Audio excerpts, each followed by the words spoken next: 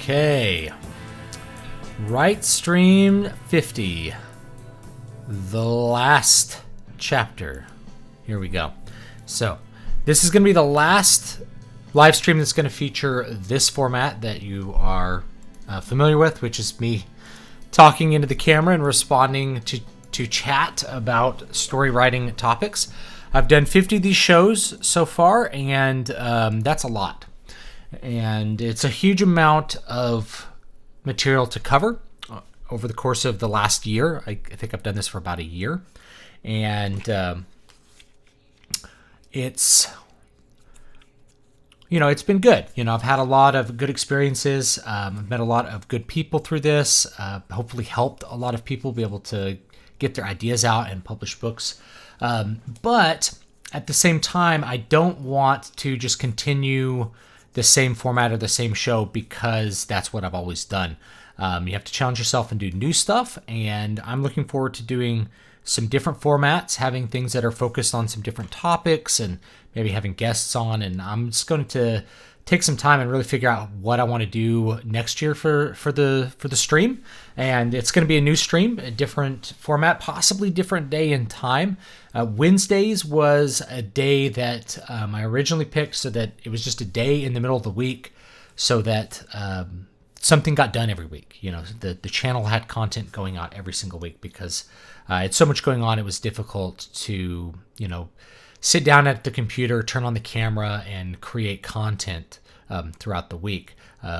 So it started as that, and I wanted to see what I could do with a live stream, and I think I've done pretty good with that. 50 shows, that to me is, like a lot of writing content. That's a lot of free educational content that I've delivered, and I do appreciate the super chats that I've gotten over the months and days with this stream. So if you've gotten value with this, I'm very, very thankful.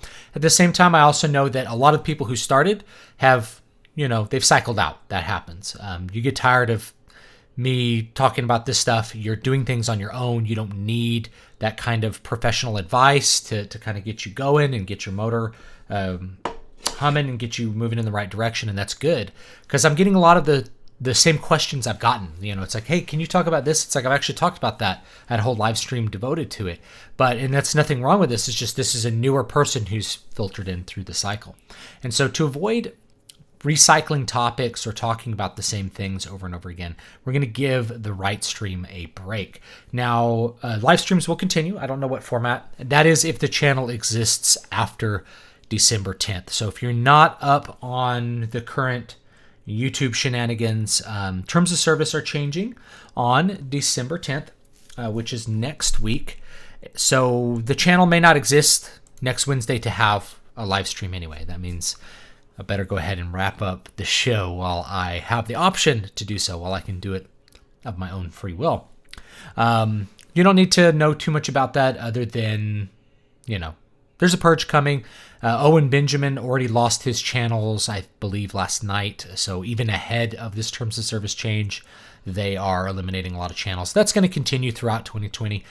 I expect my ban to occur at some point in 2020. I don't think I'll get knocked out on December 10th because I'm just not big enough. I'm not a very big channel.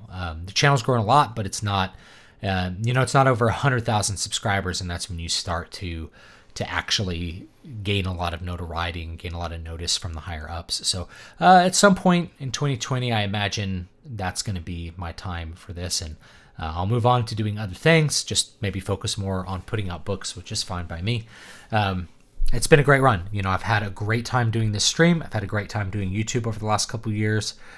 So if that goes away, then that goes away, and I'm okay with that, and I'll figure out the next thing. Make sure you are signed up to my mailing list at dbspress.com/list, because that is going to keep you on the know during the dark times.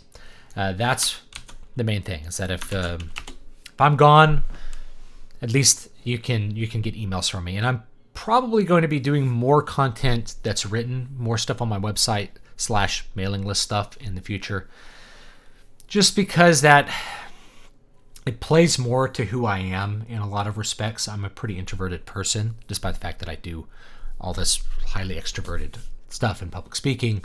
I really feel comfortable doing a lot of writing as opposed to doing tons of video content. So it'd be good to kind of shift the focus there to provide a little more value for the mailing list. That way, if the video stuff goes away, it's okay. It's not a big deal. So that's kind of what's going on with this. So if you're worried about no more live streams, there's going to be more live streams as long as I'm around to have them. So that's going to be a thing. So you don't have to worry about that going away. But I am going to have probably a different format. And I want to have a format that has more guests on, has more fun things that we do, maybe things that are more activity driven, be able to do more giveaways and things that just are more fun for the audience in general. So that's what I really want to do. I'm going to take a couple of weeks. So no live stream next week and no live stream the week after, because the week after is Christmas. So in 2 weeks, in 3 weeks we have Christmas. So there probably won't be another live stream until the new year, just so you know. And then on New Year's Day, it's a new day, we'll start something new and it'll be fun. So that's kind of what's going on here, and I hope you'll stay with me for all of this. Let me take a quick look at the chat before I get to the lecture and see if there's anything quick that I can answer. We've got about 40 people watching. This is another reason that I want to move past this format, is that it's just not as popular as it was, and there's nothing wrong with that. Things go up and go down. I've done the same thing for a while now. So if the popularity is lagging, that kind of signals to me that people are not as interested in the educational kind of content, or the format is just not what people are really engaged with. Jared says, thank you for showing up, Jared. I really appreciate it. I really appreciate you always being in the chat. Yutaku says, thank you. I appreciate that as well. Would you consider having Vox stay on for an interview in the near future? I would love to have a conversation with Vox. Vox doesn't do media interviews, though. He pretty much does his own thing. He's made that clear. There's nothing wrong with that. I would never fault his philosophy on just not interacting with other media personalities. I mean, I think it's mainly towards the mainstream media, but I don't think he does alt media stuff right now either. So, I mean, I'd love to talk to Vox, but I don't see that happening just because that's kind of his philosophy, and that's up to him, and he does his own thing and does very well at that. Well, if they do get you, then where will you set up shop next? I am on Twitter, so twitter.com/DavidVStewart if you want my hot takes and my short form content. Of course, my website, dvspress.com, will continue, and if the mailing list, I'll probably focus more on content there. I'll still put out stuff on BitChute. If I feel like I can do content in a video form that's important, then I'll probably do it on BitChute. Now, BitChute's great, but BitChute doesn't have the algorithm depth that YouTube has, even old YouTube, good YouTube. So BitChute is not a place where you just automatically grow an audience. It's more like how you can serve an audience that you maybe have already gathered. BitChute's great, but once they have a little bit deeper algorithm, then it's probably going to be an even more valuable platform than it is right now. So I'll probably still do, if my YouTube channel were to go away, I would still do BitChute content. Probably not as much though, because it's I just wouldn't get any direct revenue from it. It would be more a way that I could give value to people who already like my stuff. What do you think about Vox saying he's dubious about YouTube doing anything on D-Day? Do you think they'll act on the threat, or are they just fear-mongering? Well, they already banned Owen Benjamin, both of his channels, so they're acting out even ahead of that. Now, the terms of service change means that the employees of YouTube have carte blanche over whatever they want to do as far as getting rid of channels. The terms of service are very wide open already, but when you add in that not commercially viable, it's just a judgment thing. If they don't like a channel, they can get rid of it. I've heard, I think Stefan Molyneux said there's a lot of channels that they just have private videos, cost them money to host the content. Obviously, that's a case where the channel's not commercially viable. But I have another channel, the Storycraft channel, and it doesn't really run ads or anything. It's just a free educational channel. So if that's not commercially viable because it's free and educational, what do I do? Most of my content's educational. So does that mean I don't get to have educational content on YouTube? It's really funny. Jack Genocide. There's always BitChute and other streaming sites. That was held for review, that comment. So if you mention BitChute in a comment, I discover a lot of things about how YouTube works as far as censorship goes, and I try to disclose those. But whenever I talk about it, like this video, I'm sure will be demonetized because I'm mentioning the word demonetized. That's how this stuff works, in case you didn't know. So if you mention BitChute, you'll get your video like throttled down. So whenever demonetization happens, it also gets lowered in the algorithm. It always goes together.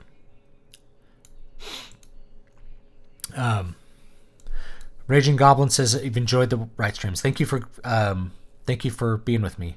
Do you think that the social media companies will see their censorship as a lost cause and give it up on if Trump wins in 2020? Absolutely not.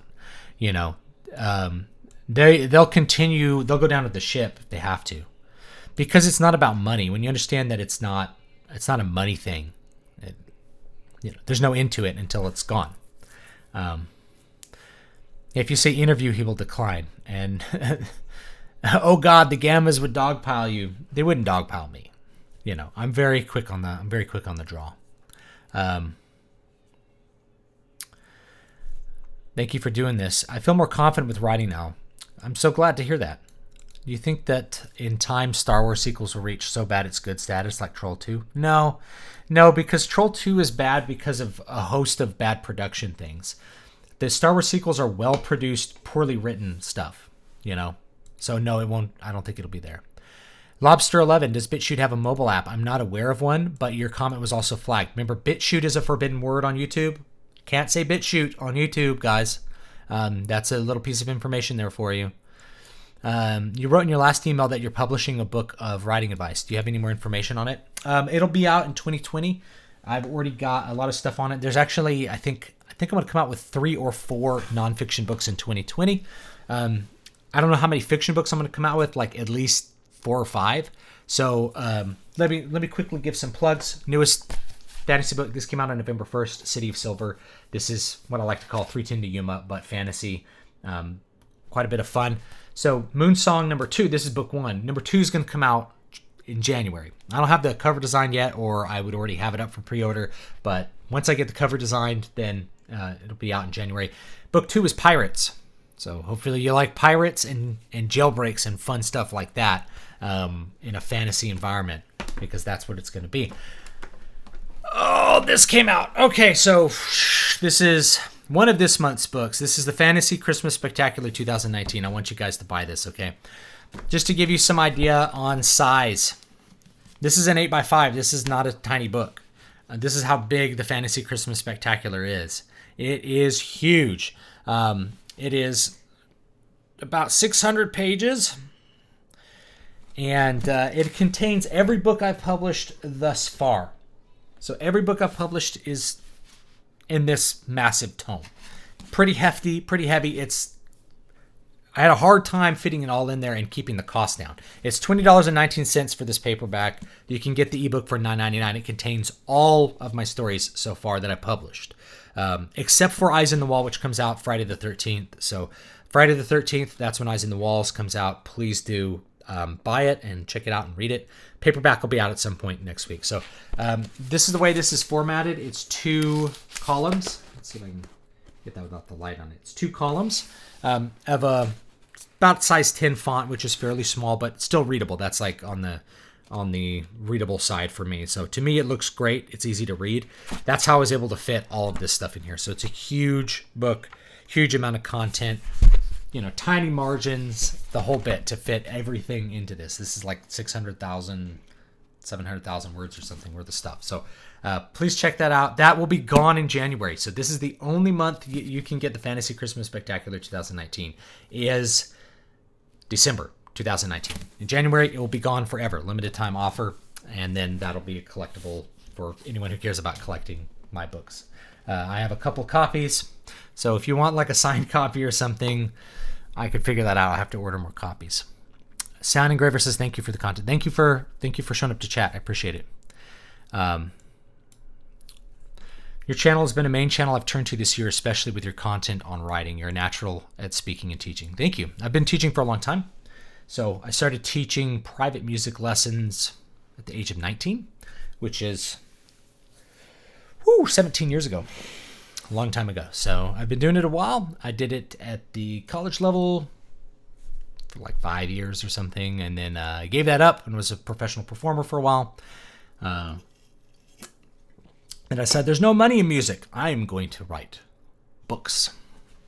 So then I decided to be a writer. I was also going deaf, so that kind of let me think of something else creative I can do as my hearing starts to decline.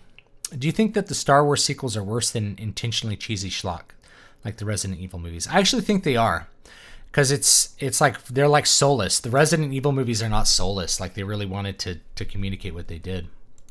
I bought City of Silver. I'm waiting for it to arrive. Thank you for buying it. I really appreciate that. Have you ever heard of Dramatica? I don't think so. Maybe Encyclopedia Dramatica. Speaking of pirates, what are your thoughts on the Pirates of the Caribbean movies? So I like them. I like the first three. I enjoy them for what they are. They're if you understand that they are high fantasy fare, it's fantasy but in the age of sail. That's to me what makes them good. If you spend a lot of time thinking about how everything that they do is like impossible or this or that, they're fantasy movies. And I think they're quite a bit of fun. I think the characters are great. They pop out.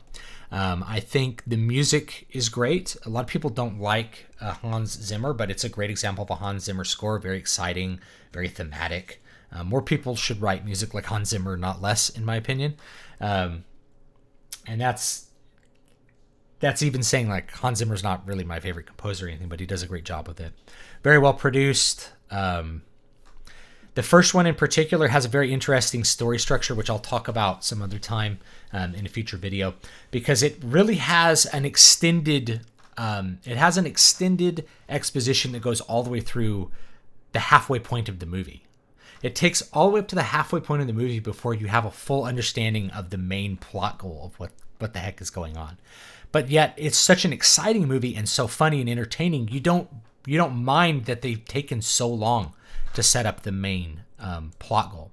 It really is actually kind of a good study in an atypical way of approaching a story and making it work. It's unfortunate the Christmas Spectacular isn't hardback. Yeah, for me to do hardback, it's a different level of complicated to do hardback. Maybe Christmas Special 2020, I'll do hardback. We'll see. For me to do hardback, I have to go through different printers than just the KDP printers. KDP printers, it's just super easy to do. And I just decided to do this last week, and so I created it. I found a new appreciation for the first 4 Resident Evil movies since everything went to shit in Hollywood. Yeah, I don't mind them. I like the Resident Evil movies, actually. They're cheesy, but good. They're like a quesadilla. Cheesy, but good. How do we remain motivated to practice music? I used to get demotivated because of how bad I was, but now that I'm above that, I just forget to practice. It has to be a habit, you know. Practice has to be a habit. That's all that it comes down to. At some point, you can kind of get to my level where it's like I don't actually even touch my instruments. I rarely touch my instruments most of the year. I play just maybe a couple minutes a day for my daughter, or my son. And then otherwise I'm really not practicing unless I'm actively composing and working on a new piece of music. Then that's all I'm doing. I'm not writing any books or anything. I've kind of figured out that I have to focus on one thing at a time, or I can't focus on anything and nothing gets done.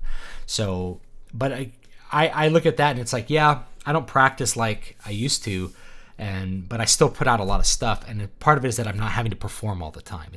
Performing is not my job. I don't really gig anymore. I just put out music and sit in my office, which is ideal for me.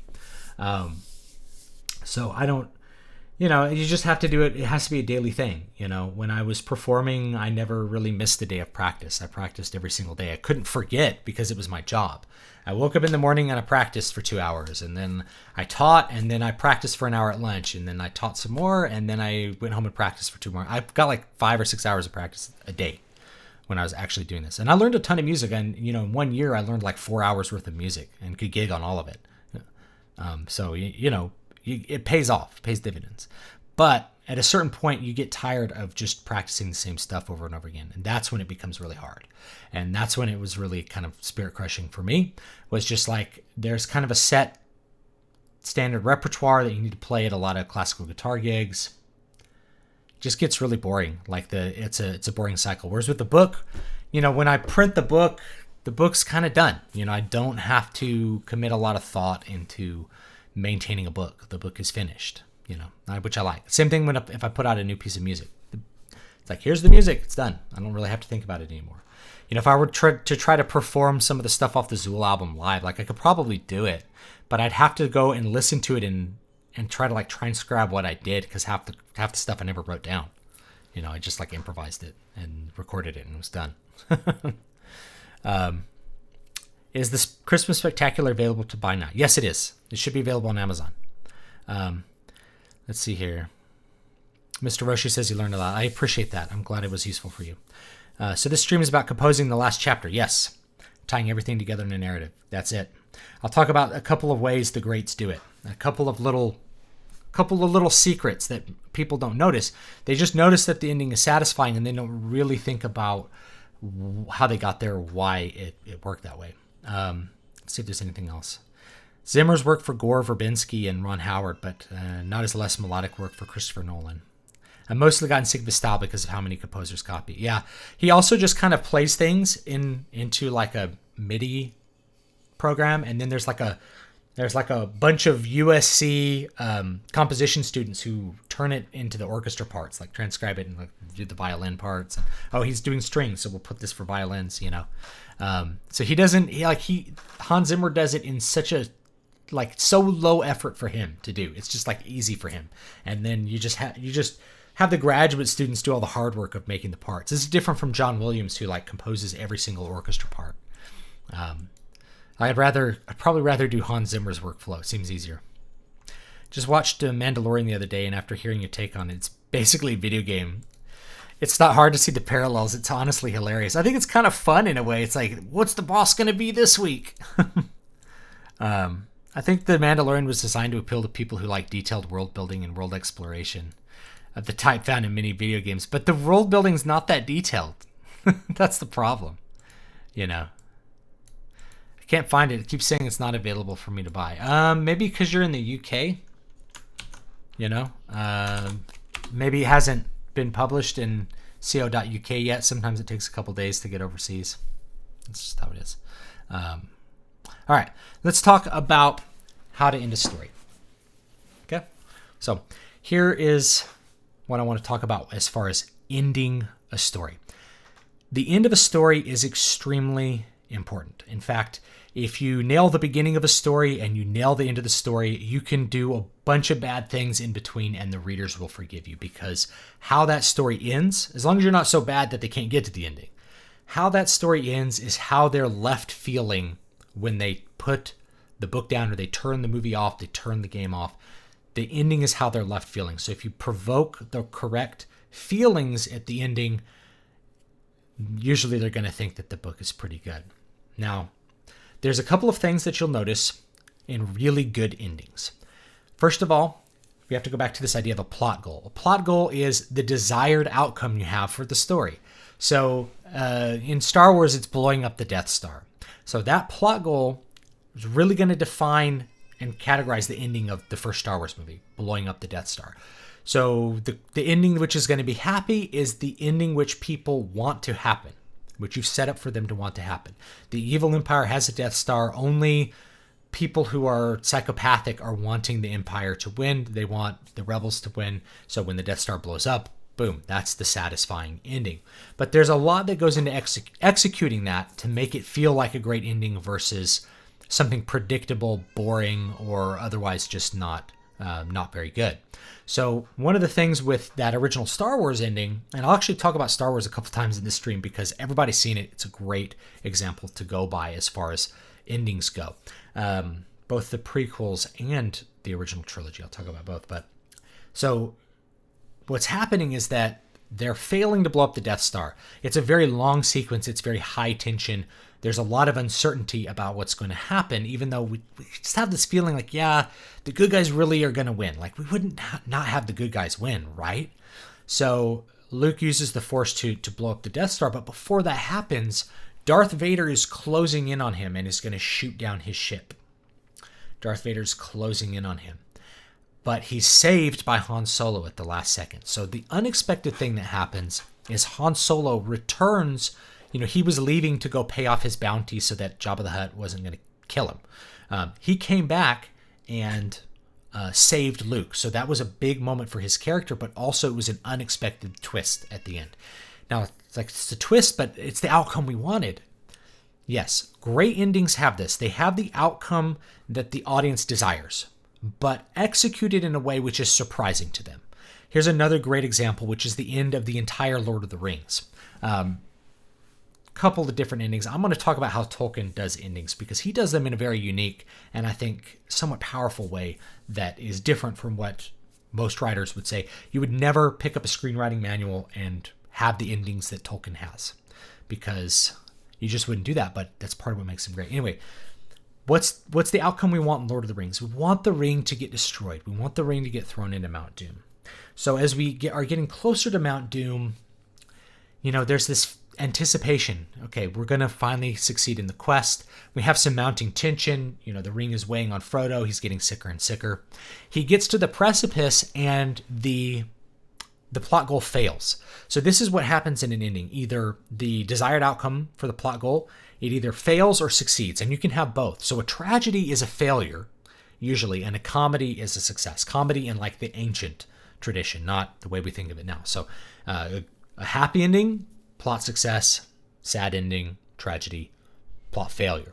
So the plot fails. Frodo pulls the ring off. He says, I claim this ring as my own, and he puts it on. There's an unexpected twist that happens, which is Gollum, who's still following them. He shows up. He attacks Frodo. He bites Frodo's finger off and takes the ring from Frodo. And in that struggle, he falls into the pits of Mount Doom, clutching his precious prize of the ring, the only thing that he desired. And it causes his death. It destroys him, but in so doing, it destroys the ring. So at the end, Gollum, the purpose of Gollum was fulfilled. Gollum had a purpose, even though he was an evil creature. Frodo just did not have the moral resolve to be able to destroy the Ring of Power at the end. He required someone to take it from him and basically die as a result. So that was a twist in execution. It's still the outcome we want. The ring was destroyed. The twist in execution was we have Gollum show up and do it because ultimately Frodo was not strong enough to do it himself. So that's another example of a great, powerful ending. Now, if we go to the books, so if you just watch the movies, you never read the books, you may be not aware that there's actually a little extra act tacked on to Lord of the Rings where the hobbits go back and they find that the Shire has been really wrecked. It's been destroyed by Saruman, of all people. This is very important because this is an extremely unexpected and undesired conclusion for the audience. The audience wants everybody to ride off into the sunset, and instead they ride off to find their homes destroyed. That's really important symbolically, I think, because you go home from the war and you're not really going home. Home is different than it was.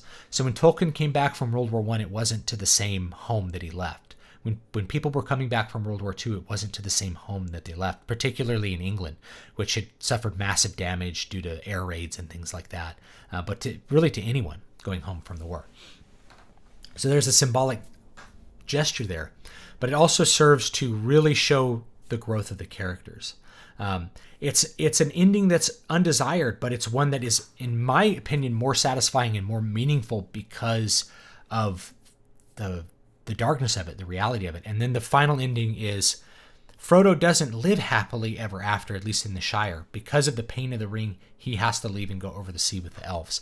And so that last scene in the movie where they're like sailing the ship over the horizon, that's very powerful because that is the idea that the restful state is not the state of origin. The state of origin for Frodo was he's in Bag End with his, he's got his friend Sam, who's his gardener. He's got his friends Merry and Pippin. They have a great life, and then they have this task that's put upon them that they can't really go back to who they were before the adventure concluded, that some things can't always be fixed.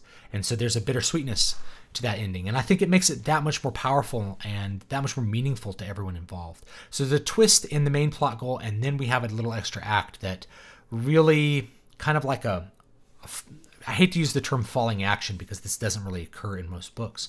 There's kind of a falling action that results in you having an understanding that things can't really go back to the way they were. So the happy ending is somewhat disturbed and sad. It's deeply sad at the end of Lord of the Rings to have the friends be separated forever.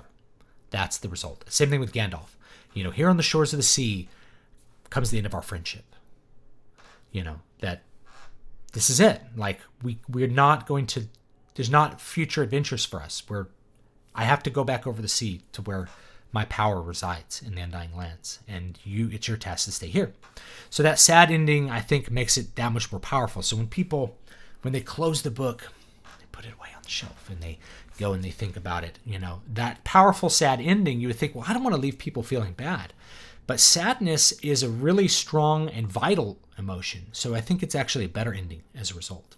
I'm going to give you another example going back to Star Wars, which is the conclusion of Return of the Jedi. The conclusion of Return of the Jedi involves a twist that everybody wants after they've seen it, but didn't really understand when they first saw it, which is Darth Vader destroys Darth Sidious. So the way this happens is, you have this desire for somehow Luke to overcome Darth Sidious and Darth Vader. And Luke wants to save his father, and his father just won't do it. So we have this desire, we want the Death Star to blow up. We want Darth Sidious to go away. And what happens is it's Luke's failure results in the change of heart in Darth Vader, where he picks up Darth Sidious and throws him into that abyss there, where like we have all that blue fire, So that's actually the desired outcome, but in an unexpected way. So again, the plot goals resolved, but in a way we didn't really expect them to. So there's always something that's in there that's a little bit of a mystery to the reader. And that's a good example. Now, books that I think usually have very, very well executed endings that I think a lot of people don't recognize for their qualities is actually the Harry Potter books. I'm going to focus on the books, not the movies. But, I guess you could get some of this from the movies. The books tend to have a very concentrated, effective opening. I've talked about how she uses the abused child trope and stuff like that to have an effective opening, and they tend to have a very good ending. And the reason is they're mystery books. So the way a mystery book works, the mystery books are all about the ending. If you are setting up the mystery book correctly, the ending is full of surprises. There's a revelation that occurs at the ending, which recontextualizes all of the information you've had prior to the ending to then make you have a satisfied feeling of, I understand now.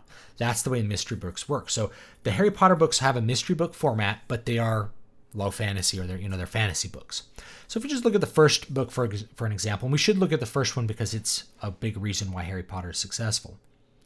We have all these things that occur throughout the book where the kids are trying to stop. They believe it's Snape trying to get this Philosopher's Stone, Sorcerer's Stone if you're outside the UK. And so they're thinking of all these things. They're like, Snape was trying to kill Harry at this Quidditch match. And once we get to the end, and instead of Snape being at the mirror unable to get the Philosopher's Stone, it's actually Quirrell. We recontextualize everything we've seen. There's a big reveal about everything. Oh, Snape was trying to stop Harry from getting burned up. This was this way. All of these things existed for these reasons, and the mirror had the particular reason as well. And there's an extra little twist there, which is that the mirror would have kept Quirrell away from the Sorcerer's Stone forever. But because Harry showed up, he could actually get it in his pocket, thus setting the stage for the failure of the plot through the misunderstanding of the protagonist. But then, there's like kind of a Deus Ex Machina thing, but he's like, figures out his touch can destroy, can like burn away the flesh or whatever. And so he gets saved by that. Of course, that also has things later on. Rowling also uses Chekhov's gun frequently. And I'll talk about that probably in a future video, what Chekhov's gun is. It's a literary device that tends to work well if you're trying to create like a revelation or a payoff at the end. So each book tends to have this in the Harry Potter series. You have a bit of a mystery as to what's going on. So, the Riddle's diary, the reveal at that, oh my gosh, it turns out that this is really a bad guy. This ghost is actually a bad guy. You have the Prisoner of Azkaban. Turns out there's time travel. Turns out there was time travel all along, and you recontextualize all the events. Oh, that's why all of these weird things with Hermione made sense. Also, Sirius Black's not a bad guy. So you notice how everything kind of turns around at the end of those Harry Potter books, and then you recontextualize the information you have before to have them make sense. This is why I think they're very popular, is because those endings leave people feeling satisfied and good about the story. Even some of the stories that I think have execution issues, like the fifth book, which tends to get to be a real slog in the middle. Because the ending has all of those elements, people think very fondly of it as a result.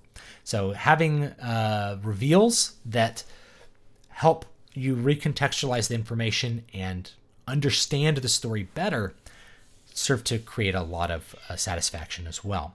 So again, it's plot goals with some unexpected way that they occur, and then also revelations can do that as well.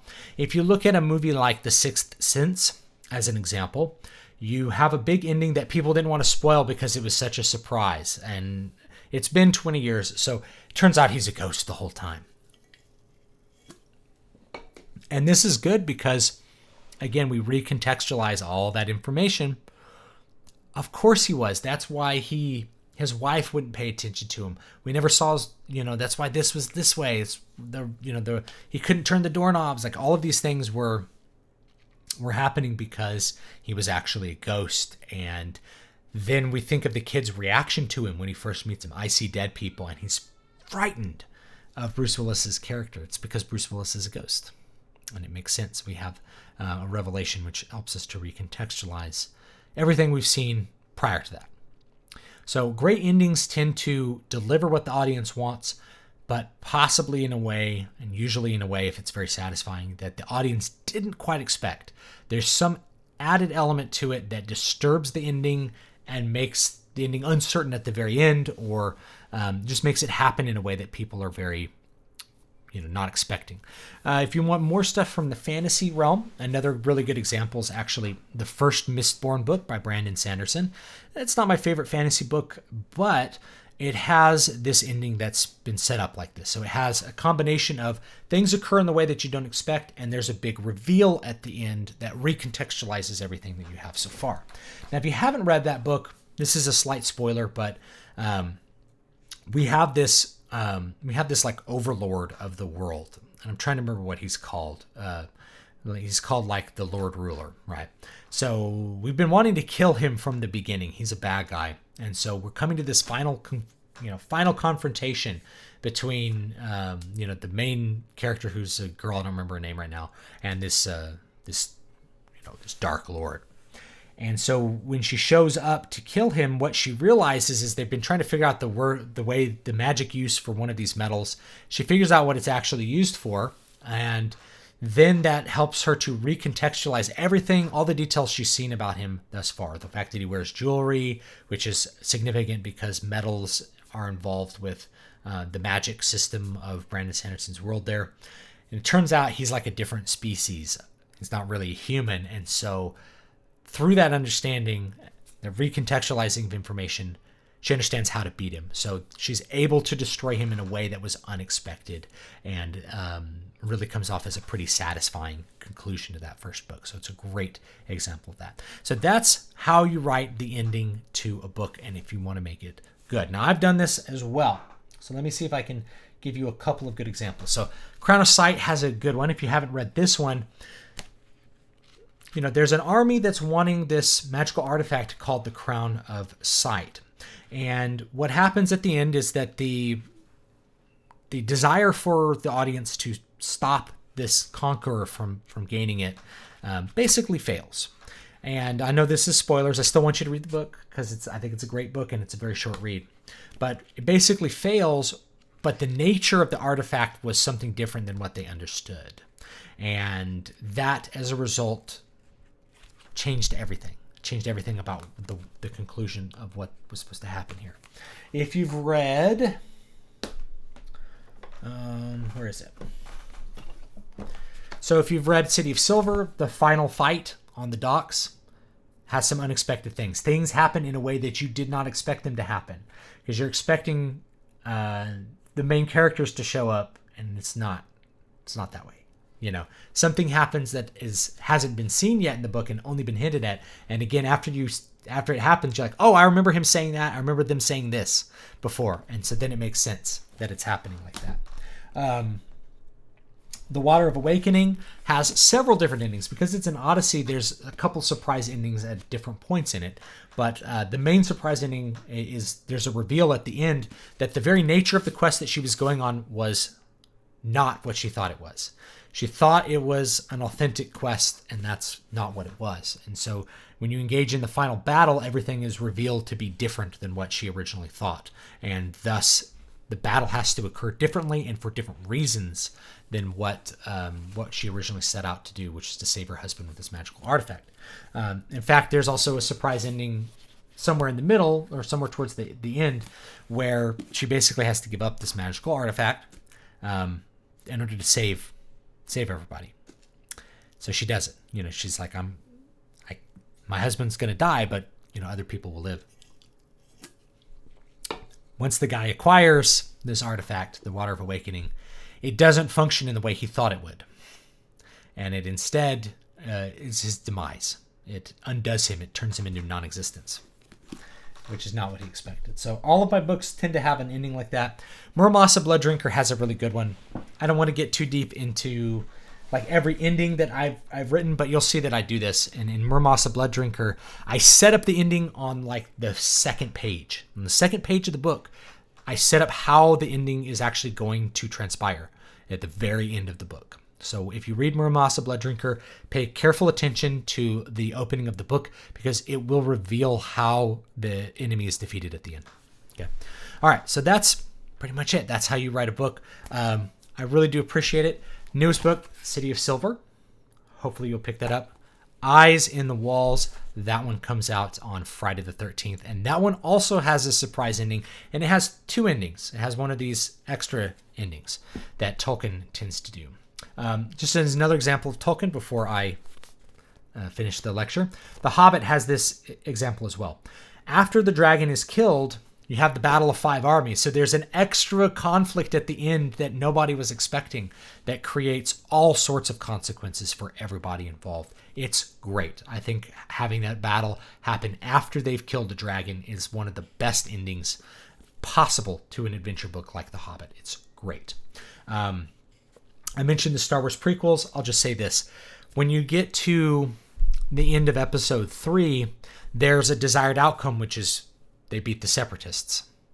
That happens, and then that's disturbed by an extra act, a fourth act, that's tacked onto the movie in which everything is inverted. And it turns out, there's a Dark Lord of the Sith is the Chancellor. It was all imagination. Anakin turns to the dark side. The Jedi are destroyed. Everything falls apart due to the forward momentum towards that conclusion of destroying the Separatists. It was all a ruse, so it's great. It's great in that sense. Instead of it being the correct conclusion we want, it's a complete upending of everything that destroys everything they've worked for. It's great. So thanks so much for that little lecture, and I hope you guys will let me know what you think about that if you're watching after the fact. Make sure you're on my mailing list, evspress.com/list. I'll just tell you right now, you'll actually get this book for free. So if that interested you, you can get the ebook for that for free. Let's take a look at the chat. First thing is $5 super chat from Python Blender. I really, really do appreciate that super chat. Thank you so much. There was a $25 super chat before the stream, by the way, and I can't see it now. So if you do a super chat before the stream starts, it may disappear before the stream. Sending this for all the Writestreams. I've spent like $8 total and gotten a college level writing course that doesn't suck. Thanks a lot, David. I appreciate that a lot. And I appreciate that you've gotten value from it. And that was kind of, this was my original goal with the channel. It was music focused.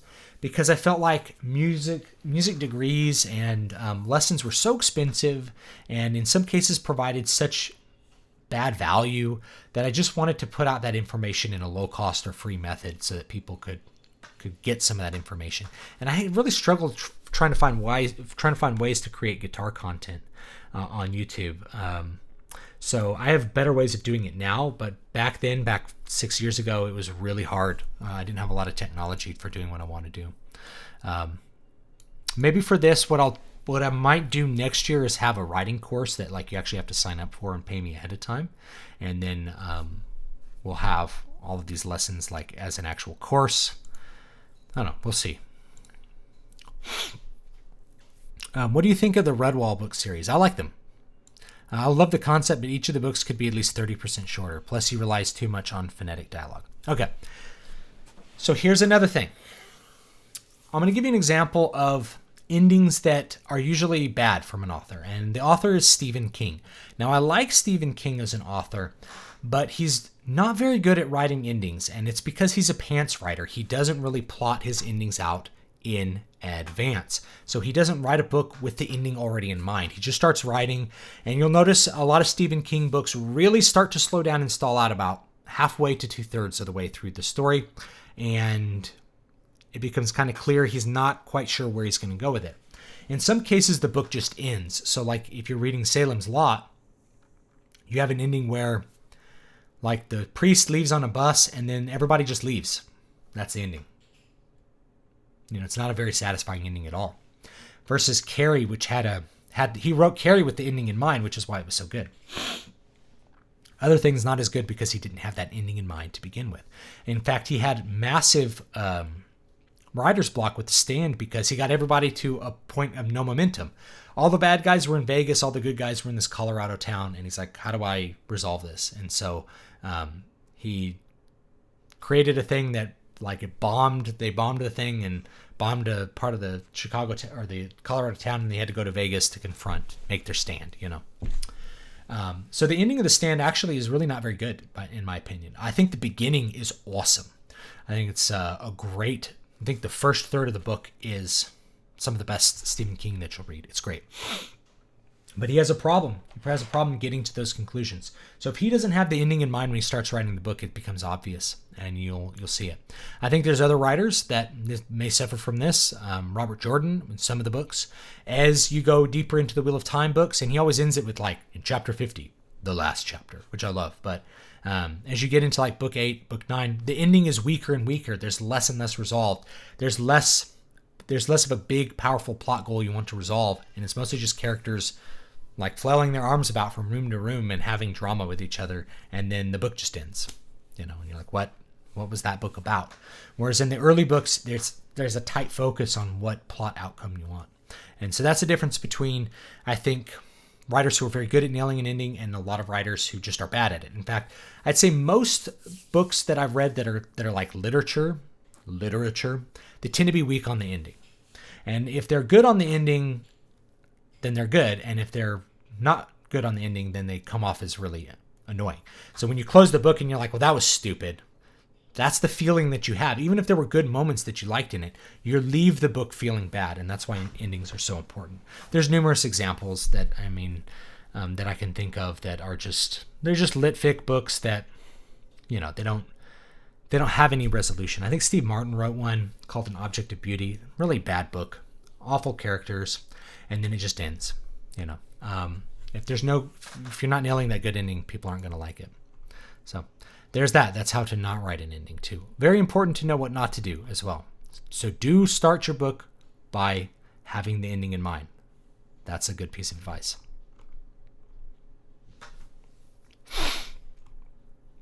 Let's see here. Okay. Let's go I'm going to go back up to the top and just try to get back down to the bottom real quick and make sure I didn't miss a whole lot.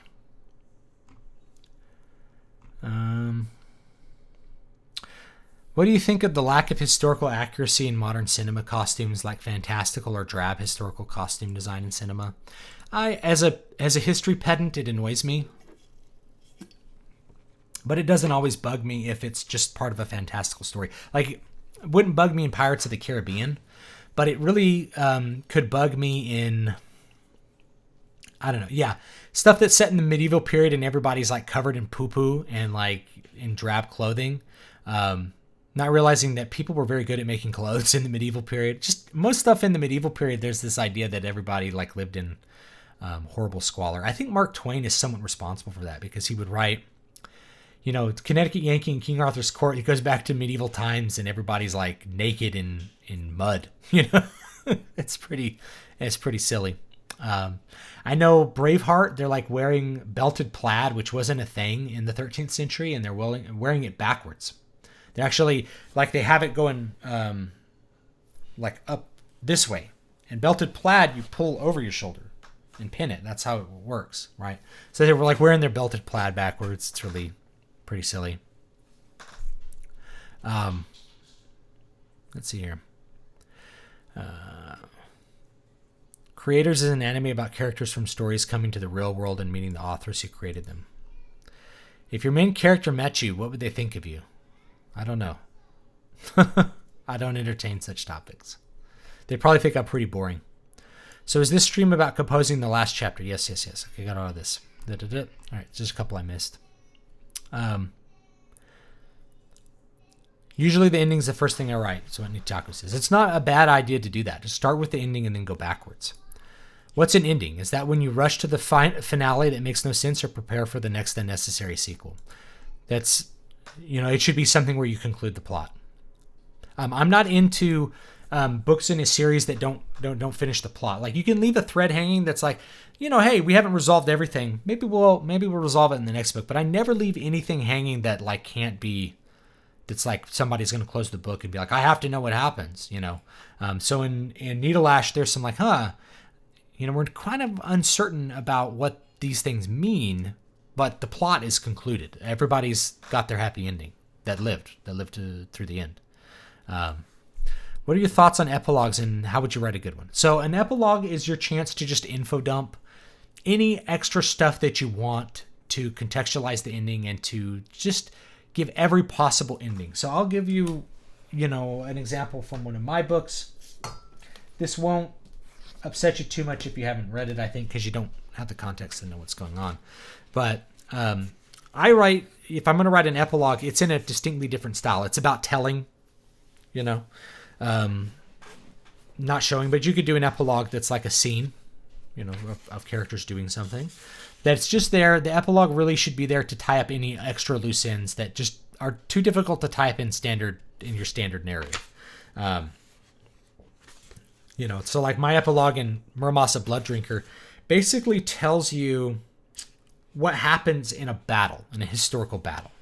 So it would be ridiculous for me to try to describe this historical battle in the context of the narrative of the book, because none of the characters who are in this tale were in that battle, right? This historical battle where basically the shogun was trying to be unseated in this battle. So it talks about what happened in this battle, and then one of the characters that has kind of like got away, it gives him a very... it gives him an ending. So people are like, what happened to this bad guy? Gives him an ending. So you know what happens to who is it here? Oh, Shiba Masaki. So Shiba Masaki is one of the bad guys, and you figure out finally what happens to him at the end in the epilogue. So it's there to tie that off and let you know what happened to that bad guy, so there's no extra loose end, and also to let you know the aftermath in a historical sense of this historical fiction book, of the main story in this. Okay, just saw a super chat for NOK. Norwegian Kronen? I don't know. I appreciate it. 100. Thank you so much. Thanks for all the fantastic write streams, David.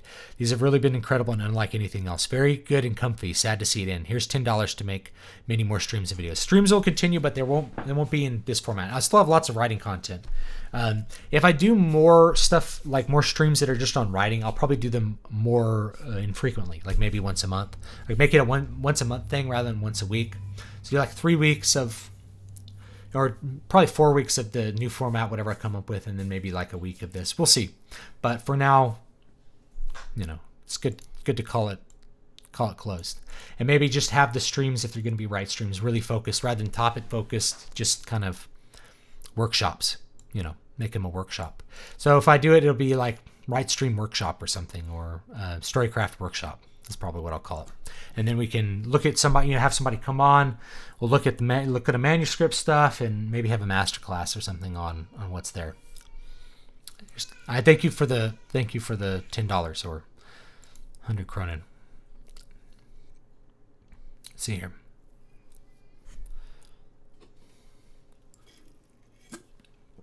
What you're saying about happy but surprising endings is reminiscent of Tolkien's idea about eucatastrophe. Yeah. Episode 4 has a fantastic ending that makes you feel good. 5's ending is more of a downer. Yeah, but it's the midpoint. And actually, episode 5 is the failure, right? So episode 5, or Empire Strikes Back, the plot fails.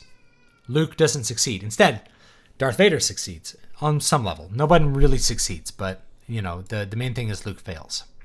And episode 6 is the satisfying ending. I've been rewatching The Mandalorian since listening to reviews, and honestly, I think I actually like the show even more now. Good for you. I think it's very... I'm really disappointed with how quickly fans were willing to forgive Disney for some mediocre TV. It was really unfortunate. But I understand it's my fault to think that fans want something other than Star Wars. They want Star Wars to be good. They don't want to walk away from Star Wars. They want to forgive. They want to forgive Disney. They really want Disney to do good stuff. Whereas I don't care. I don't care at all about Star Wars. Your streams have been some of my favorite YouTube content. I appreciate that. I look forward to all future content. Any thoughts on Eriksson's Malazan series? I like it a lot. After book 2, it feels great yet terrible. So I really like the Malazan Book of the Fallen. I think it's a great example of fantasy. If you want to see what indirect exposition taken to the extreme is, it's Malazan Book of the Fallen. He doesn't explain everything. Everything is described in the moment, kind of as it's happening, and he doesn't tell you anything that explains anything. You have to piece it all together yourself.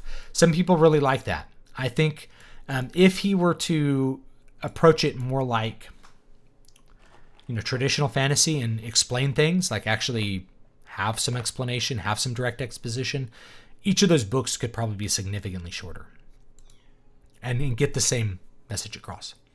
My current project is stuck at 2 points, and the most concerning to me at the moment is the ending. I think I might have picked a really messy theme to resolve.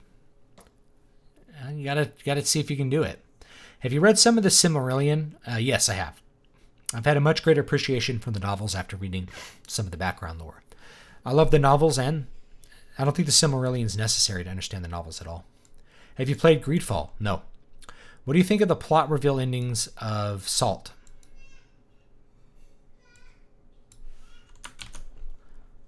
Here, my daughter. I don't know what that is. I don't know what you're talking about. Sorry. I don't know what Salt is. I don't know if... I'm assuming you're meaning something called salt. That's not table salt. What do you think of the red... Okay, I answered that. Have you seen Hellboy, The Storm and the Fury? No.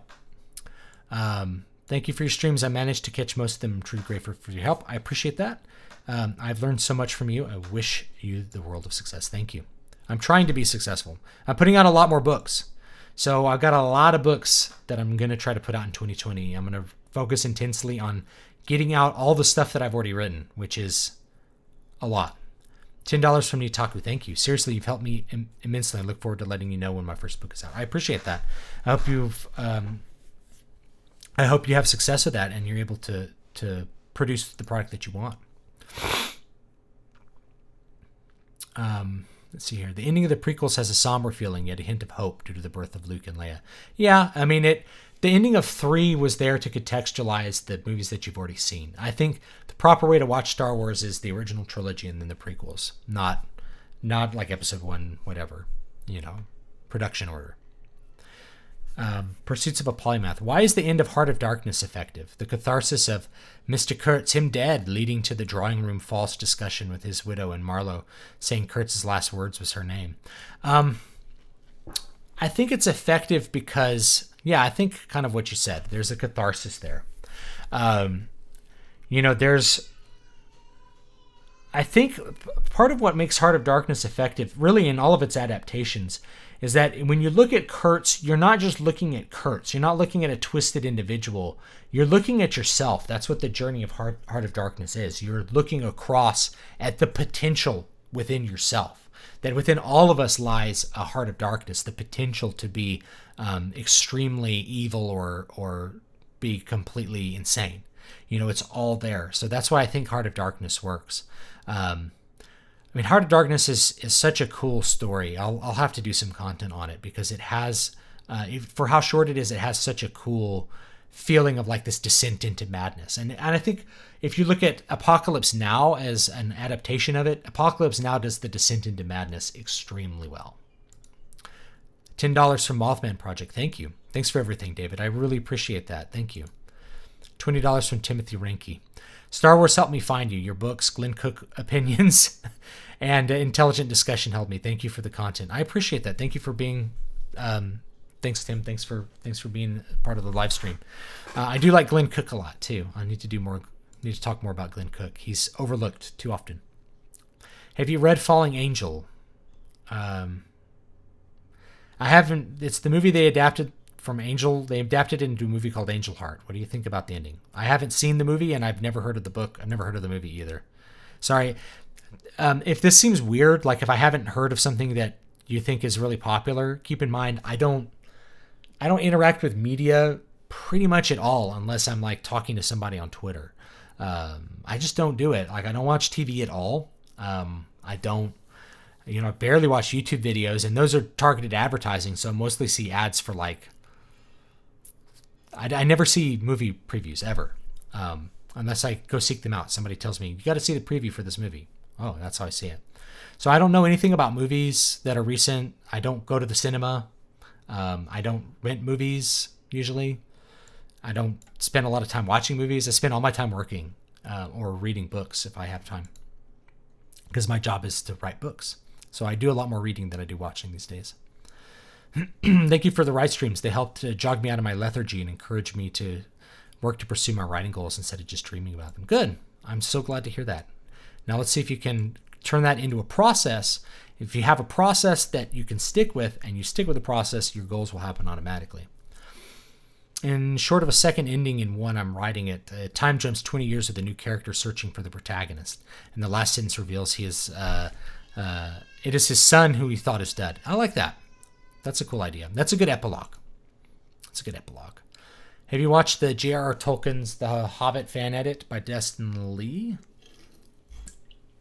I haven't seen that one. I think I've seen one of the fan edits that I liked a lot better. I really dislike the 3 Hobbit movies. I really dislike them. So I think I've watched one fan edit. I might watch another one. I'll take a look for Destin Lee's. I think it's a good idea because there's way too much in them and it feels slow. It feels slow and fast at the same time. I know one thing that you could branch into, reviewing small timer films and series, like the ones that get uploaded to YouTube sometimes. I'd like to do more of that. Just as a business thing, it's all about how you command an audience or how you gain attention. You're in an attention economy. So one of the reasons I talk about Star Wars, besides the fact that I used to be a Star Wars fan, is the fact that people will pay attention. Like it gets people's attention when you make a review of Star Wars or you dump on it or you say something positive about it. It gets people's attention.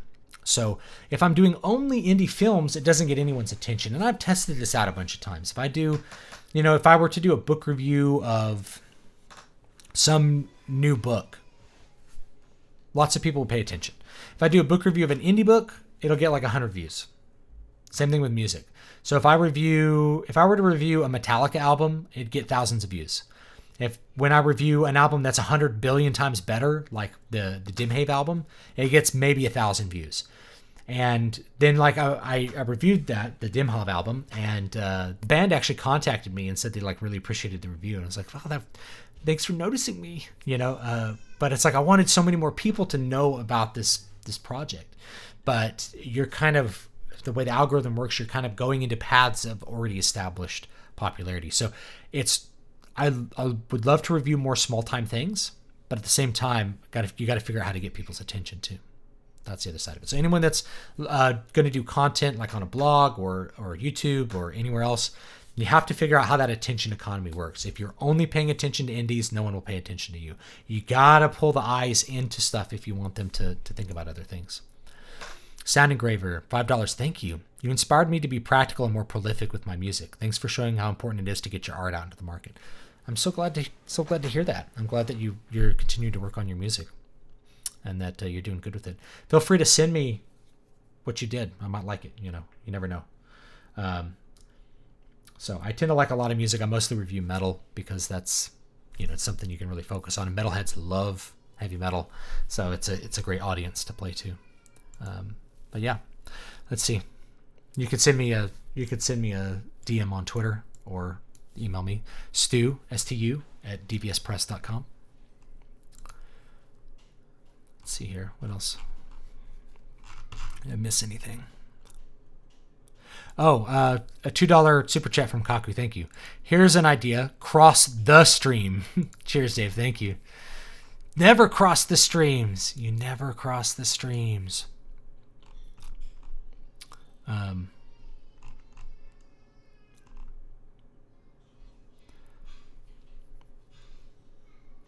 Here.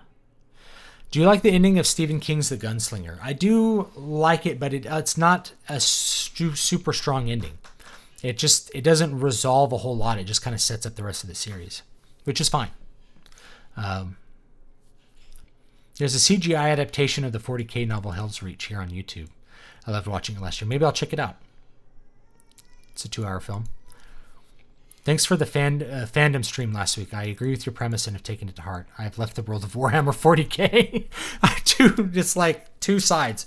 Watch 40K comment. I'm done with 40K.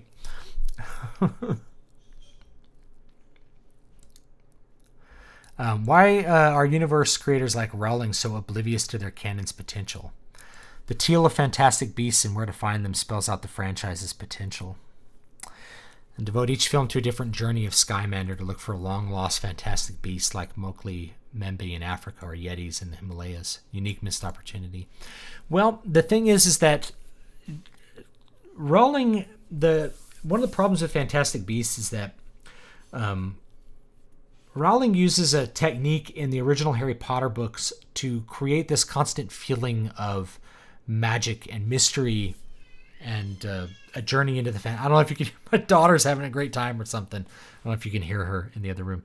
And she does that. She creates this journey into the fantastic by having the children be the main characters and the focus of the perspective. And they don't know much magic. And so everything seems magical because you don't know how anything works. Once you start trying to dig through layers of that, then and you have adult characters who have full mastery of magic, it starts to, you're either going to run into problems where you're really getting bogged down in trying to explain how magic works, or it just becomes obvious that you haven't really thought that much about it. As far as narrative goes, I kind of agree with you. I don't know quite what she was trying to do with Fantastic Beasts. It wasn't a very good screenplay. It's just a pretty poor screenplay. What movies have you seen do you believe have the best endings? So I talked about a couple of them. I think Ronin has a great ending, the movie Ronin with Robert De Niro. I think Godfather 2 has a killer ending. That reveal is it's brutal. And I love the ending of the third Matrix movie. It was, again, brutal. I loved it. Found myself listening to the score of Once Upon a Time in the West for inspiration when writing my Western. I think that score has helped me from the ending of my book in a way. Good. How do you structure multiple endings such as Lord of the Rings or Water of Awakening? I wouldn't say I structure them so much as they, you have a purpose for each one. So Water of Awakening's kind of multiple endings thing, the purpose of the first ending is to basically gut you and make you think that you're going to fail for the second ending. And you just don't know what else to do except try and see if there's anything you can do. For the second ending, and then you get the final reveals. You can't really go home as part of Water of Awakening too. And not only can you not go home, she comes back profoundly different, not just different in a mental or emotional state, but physically different. People do not recognize her Her travel to the origin of things, of concepts, basically makes her into a different being entirely than she was, and she's not aware of it. Just as we're not aware of how, I'm 36 years old. I'm not the same person I was when I was 16, physically or mentally. If that person's a stranger, even though his actions, I've inherited the consequences of his actions. He's not me. I don't have the same molecules in my body that my 16-year-old self had. And I don't have the same thoughts in my head. But I remember his memories, and that's kind of what it is. So she comes back from the journey profoundly changed and can't really return to a restful life of what the goals were. So it was a disturbed ending. I didn't structure it so much as that was just the ending I had in mind. And I knew that in order to set that up, I had to have the battle, the battle ending with the Dark Wizard, the Lich. I don't find the modern lore satisfying anymore. I can't bring myself to read any more of the books. You're right, David. Don't be a fan of anything. Leave it behind. I like some of the old 40k lore. Lots of cool lore. Same thing with BattleTech, but I don't know. A lot of those things feel like they're from the 80s and 90s when that stuff was really cool and different, and it's hard to just keep that going forever. And because it's a franchise, you have to always be adding and revising. It's like the same problem with World of Warcraft. World of Warcraft is completely bonkers in terms of story, lore, everything now, modern WoW, compared to classic, And I don't recommend people play that. I gave up WoW, basically, not because I wasn't enjoying it. I was having a great time, but because I just didn't want to give my money to Blizzard anymore. I was looking at them like, yeah, they finally gave people the product they wanted, but they won't give it to them in the retail form either. It's, especially when you get get the feeling the company might hate you. Yeah. The Star Wars sequel trilogy is the biggest missed opportunity in cinema history. It is. The prequels kind of were too. I mean, the prequels could have been better than they were, I think, but certainly the sequels. If I wanted to write a sequel to my story, what kind of things should I leave unresolved without it feeling like an unsatisfactory ending? That's a hard question to ask. I mean, that's a hard question to answer, because I really don't know what you should leave unresolved. There could be something about the character's growth.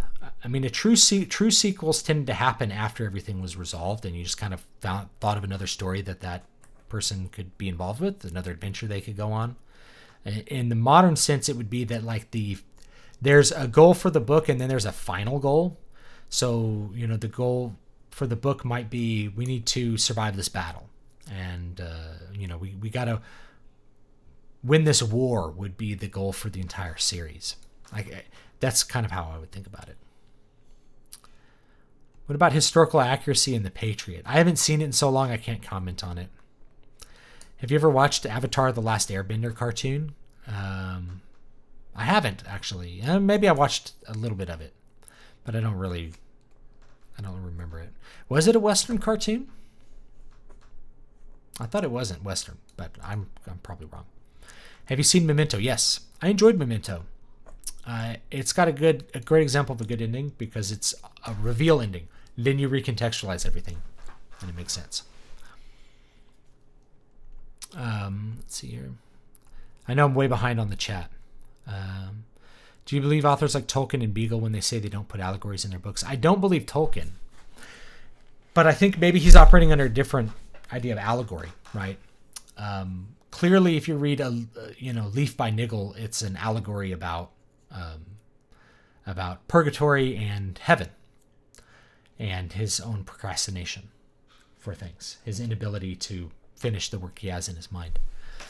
So I don't believe him when he says that. I think he just doesn't want people to think that he said things he didn't say, which makes sense. Will you still leave room in future streams for random chats like these? Yes, hopefully. Do you plan to watch and review the theatrical and director's cut of Legend in the near future? I do. I got the Blu-ray. I got it. It's in the other room.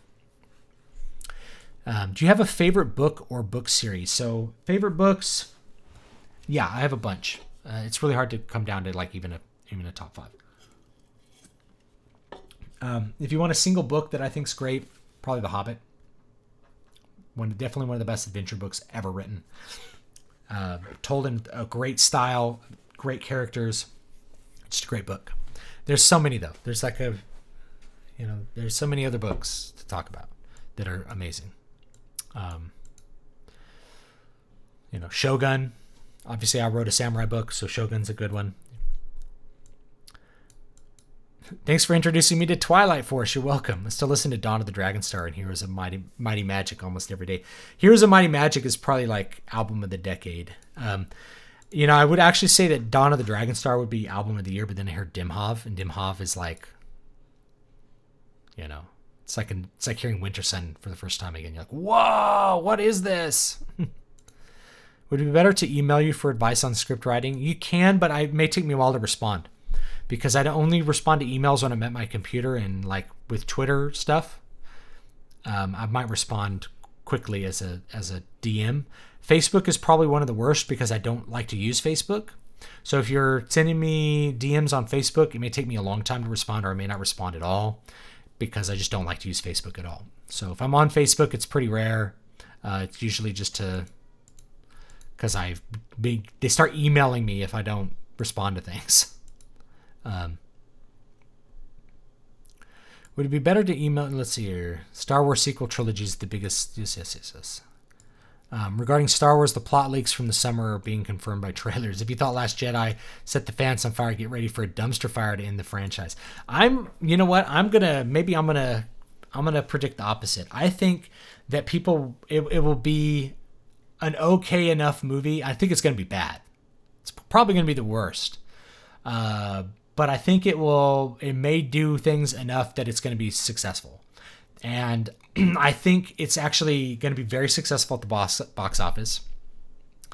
And I think the Phantom Menace is going to be left like going, none of us, it's like we only went and saw it once each. How is this successful? I don't think anybody's going to stay home unless you're truly divorced from love of Star Wars. Not even me, but I'm going to get paid to see it. So it's not the same. Like, I hate to be like, do not do as I do as I say. But it's not the same for me because, like, I have a YouTube channel where people expect me to talk about Star Wars. If you don't have a YouTube channel where people expect you to talk about Star Wars, I wouldn't go see it. Or, I just wouldn't go see it. What do you think of Star Wars Fallen Order? I haven't played it. People are saying it's okay. So maybe I'll play it. Big game reviewers are saying, this is a very okay game. I'm like, a very okay Star Wars game? I haven't played one of you in years. Unrelated, but honestly, thank you for all your streams. Thank you. I'm glad that I cheer you up. I'm a bit of a poor boy. What book of yours do you recommend the most? The value, oh my gosh, is in the Fantasy Christmas Spectacular 2019, which has all of my books in it. In one, this thing's bigger than my head, folks. This thing's huge, which has all of my books in it for your reading pleasure, including some illustrations by Brad Lynn that are now huge because this format's huge. It also lets you do the illustrations really huge. Let me find some. No, that's not it. There's Needle Ash somewhere in here.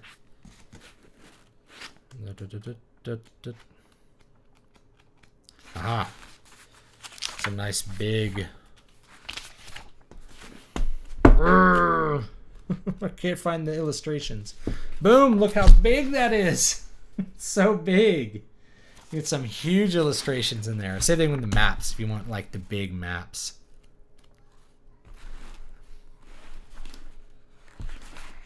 Oh, I realized I wasn't consistent with some of the formatting. Oh well. No biggie. Yeah, it's not perfect. There's like I just realized I like reversed some things that I did. Oh well. Like look at this big map. You could cut that out and put it on your wall. It's so big. It's the same map that's behind me. So let's get that nice big map. Unrelated, but honestly, okay.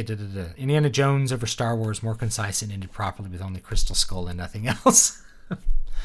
How was your Thanksgiving? I was sick as a dog, and I ended up unintentionally fasting so that I could avoid throwing up.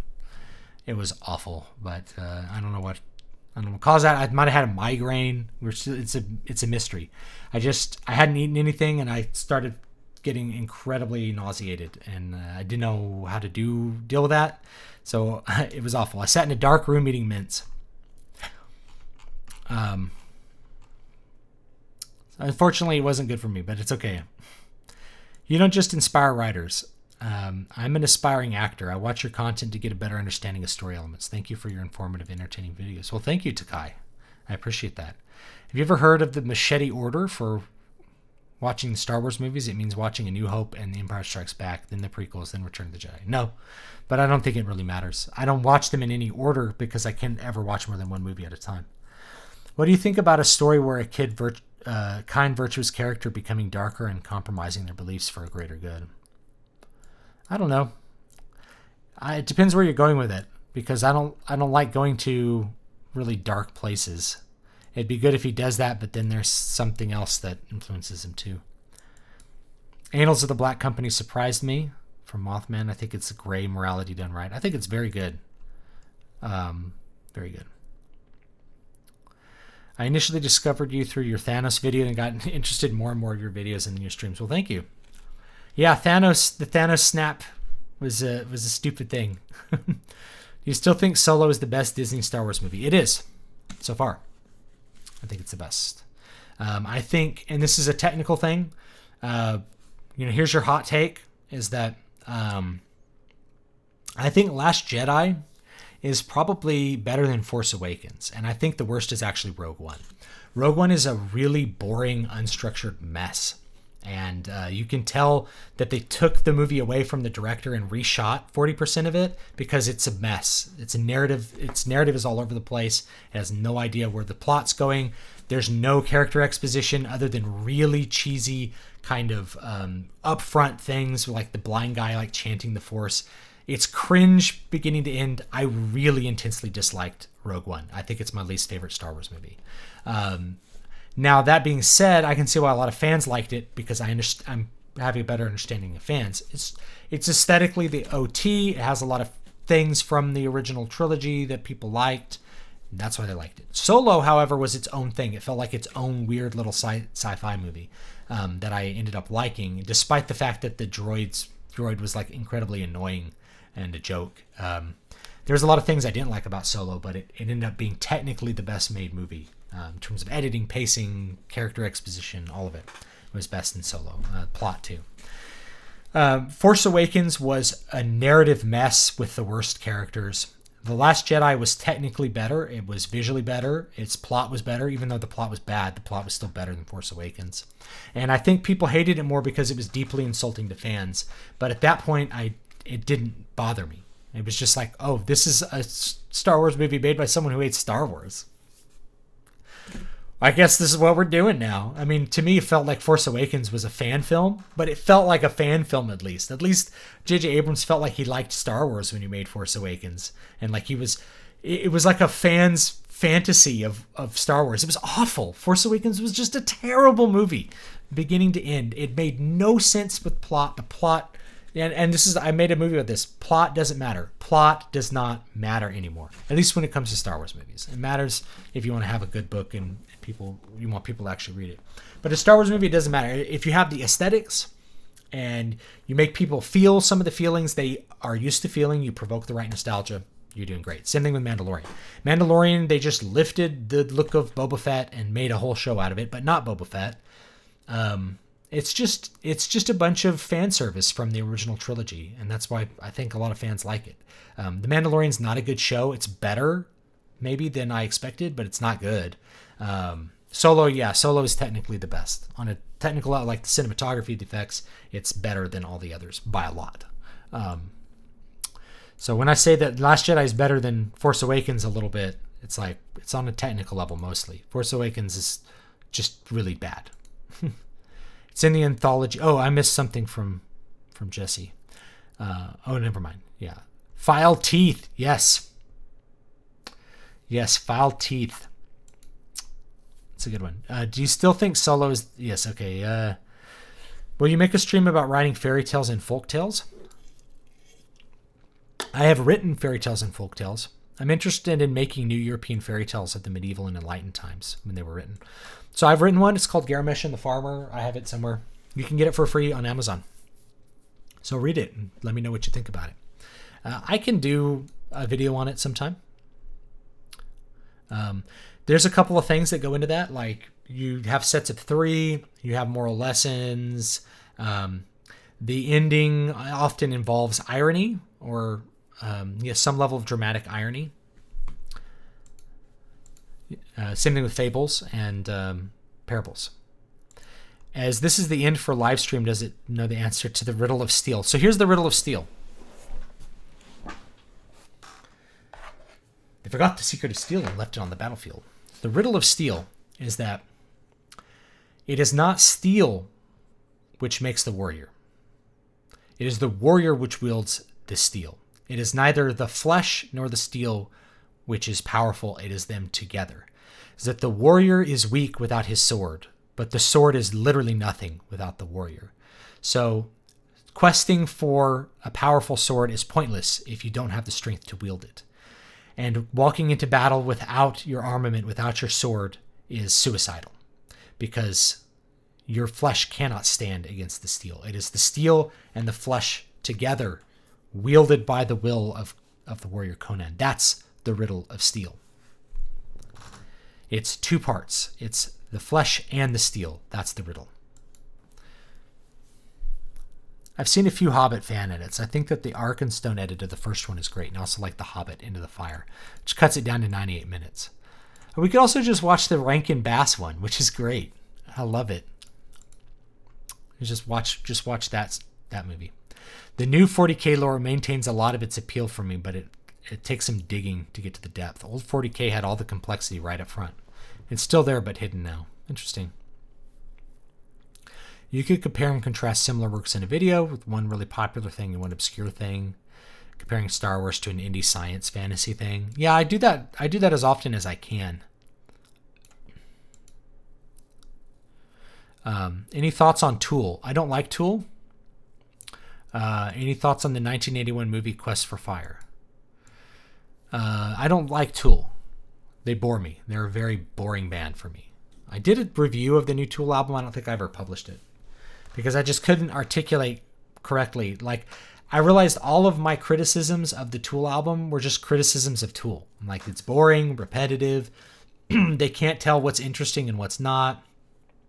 The vocals are terrible. Yeah, Tool sucks.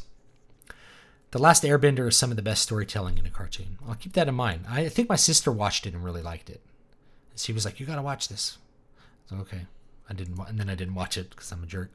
Do you recommend stories in certain genres such as high fantasy or science fiction have multiple endings, or stick with traditional single ending? I think a single ending is better. There's no if you're having multiple endings, then you're probably telling more than one story, right? Versus like having an extra act. That's different. So just as an example, there's some of the Malazan books which have multiple endings because there's actually 2 stories. And so I really need to make a separate video on this. But this is something that is a current trope in epic fantasy, which when you actually break apart what's going on, you realize that this big, thick tome is actually like 3 smaller books that they've cobbled together to make it seem like they're telling one epic narrative. There's lots of examples. So the Malazan books, they'll have one group of characters that's on one journey and another group of characters that's on another journey, and they're cutting back and forth between them. And so you end up reading this really long book to essentially read 2 books that have been split up. I don't like that. Even though I'm a fan of the Malazan Books of the Fallen, and I have a memory that can remember pretty much all the details. That's just one of my strengths, is I remember a lot of story details when I'm reading books or watching movies. I have a very good memory for that. It's I don't know if it's a talent or if I've developed it, but I tend to remember things really well. So like, with Malazan Book of the, look at book 2. So book 2 has, you have Fiddler and them on this one journey, and then you have the Chain of Dogs. There's 2 books in there. There's 2 books in Dead House Gates. So my question is, why don't you split those into 2 separate books? And the answer is because I want it to seem like epic fiction. So if you're having multiple endings, one where you go to the dead house and one where Pormqual gets his head chopped off. Those should have been 2 books. That's my criticism. Now, if you look at the Stormlight Archive books, there's 3 books. Actually, I think it would have read much better as about 7 or 8 separate books, because there's stories that resolve halfway through books, and then there's just basically a B story that has nothing to do with the A story and doesn't connect to it at all. The first book, this is an example, is like whenever I think about the first book, I think about Kaladin's story. I don't think about Shani at all. But Shani is like 40% of the book. Her boring story about sitting around in a city and then like eating poison jelly at the end. Like that's like 40% of the book. If Brandon had just cut that out and put that's a separate book. That's book 2 is about this character. And it'd be the Shani parts from book 1 and book 2. And then book 3 is them coming together for that epic conclusion.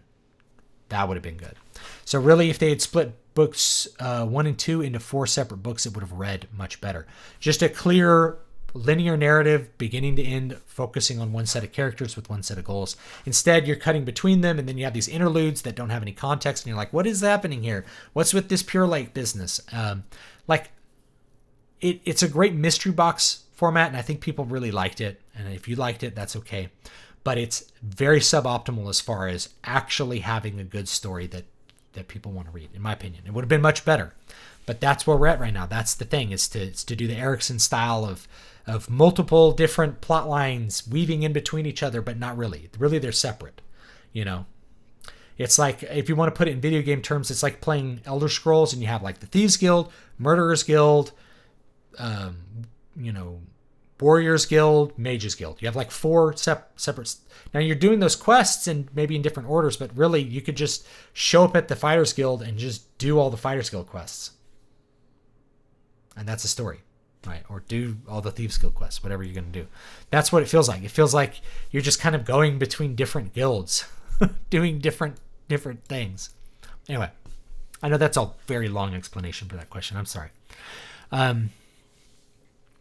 Evangeline Lilly agreed to play Tariel because Peter Jackson promised her that there would be no love triangle.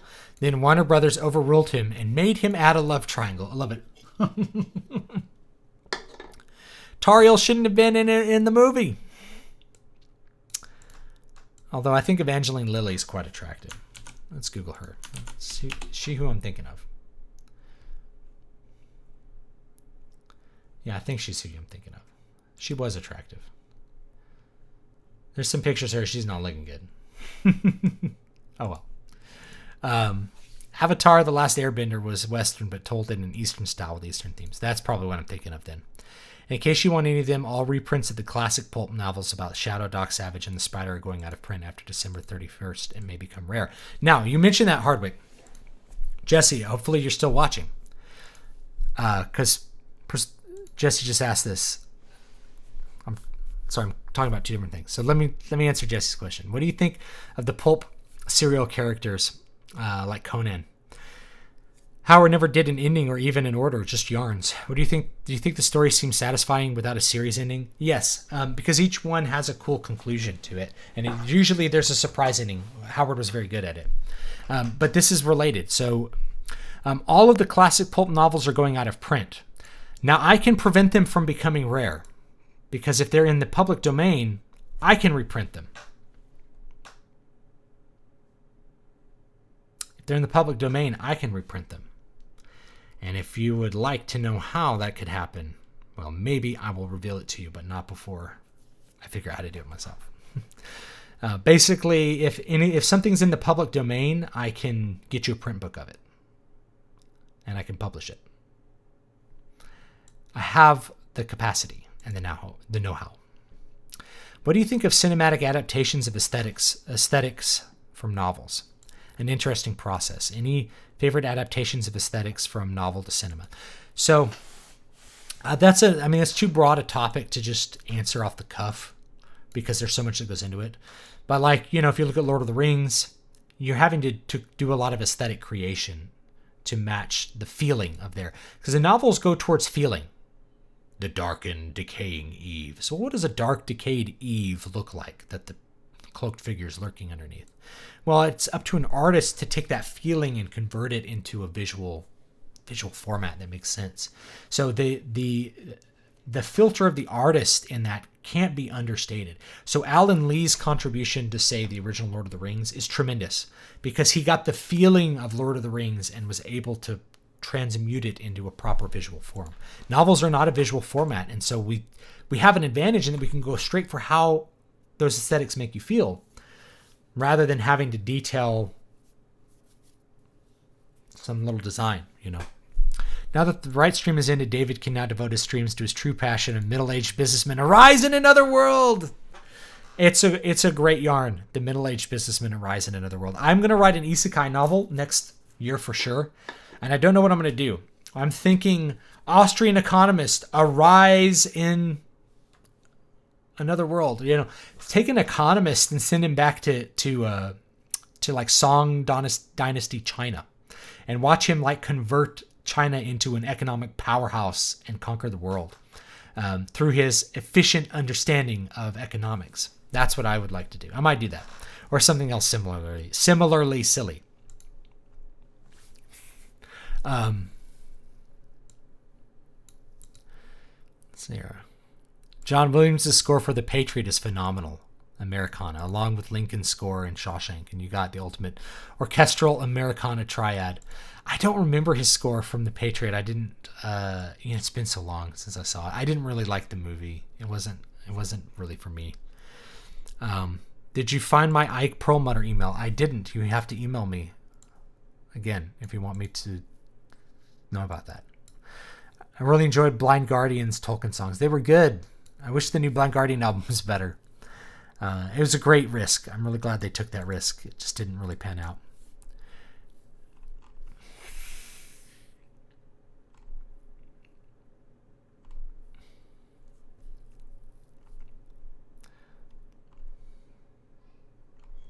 I missed a bunch of stuff. Sorry.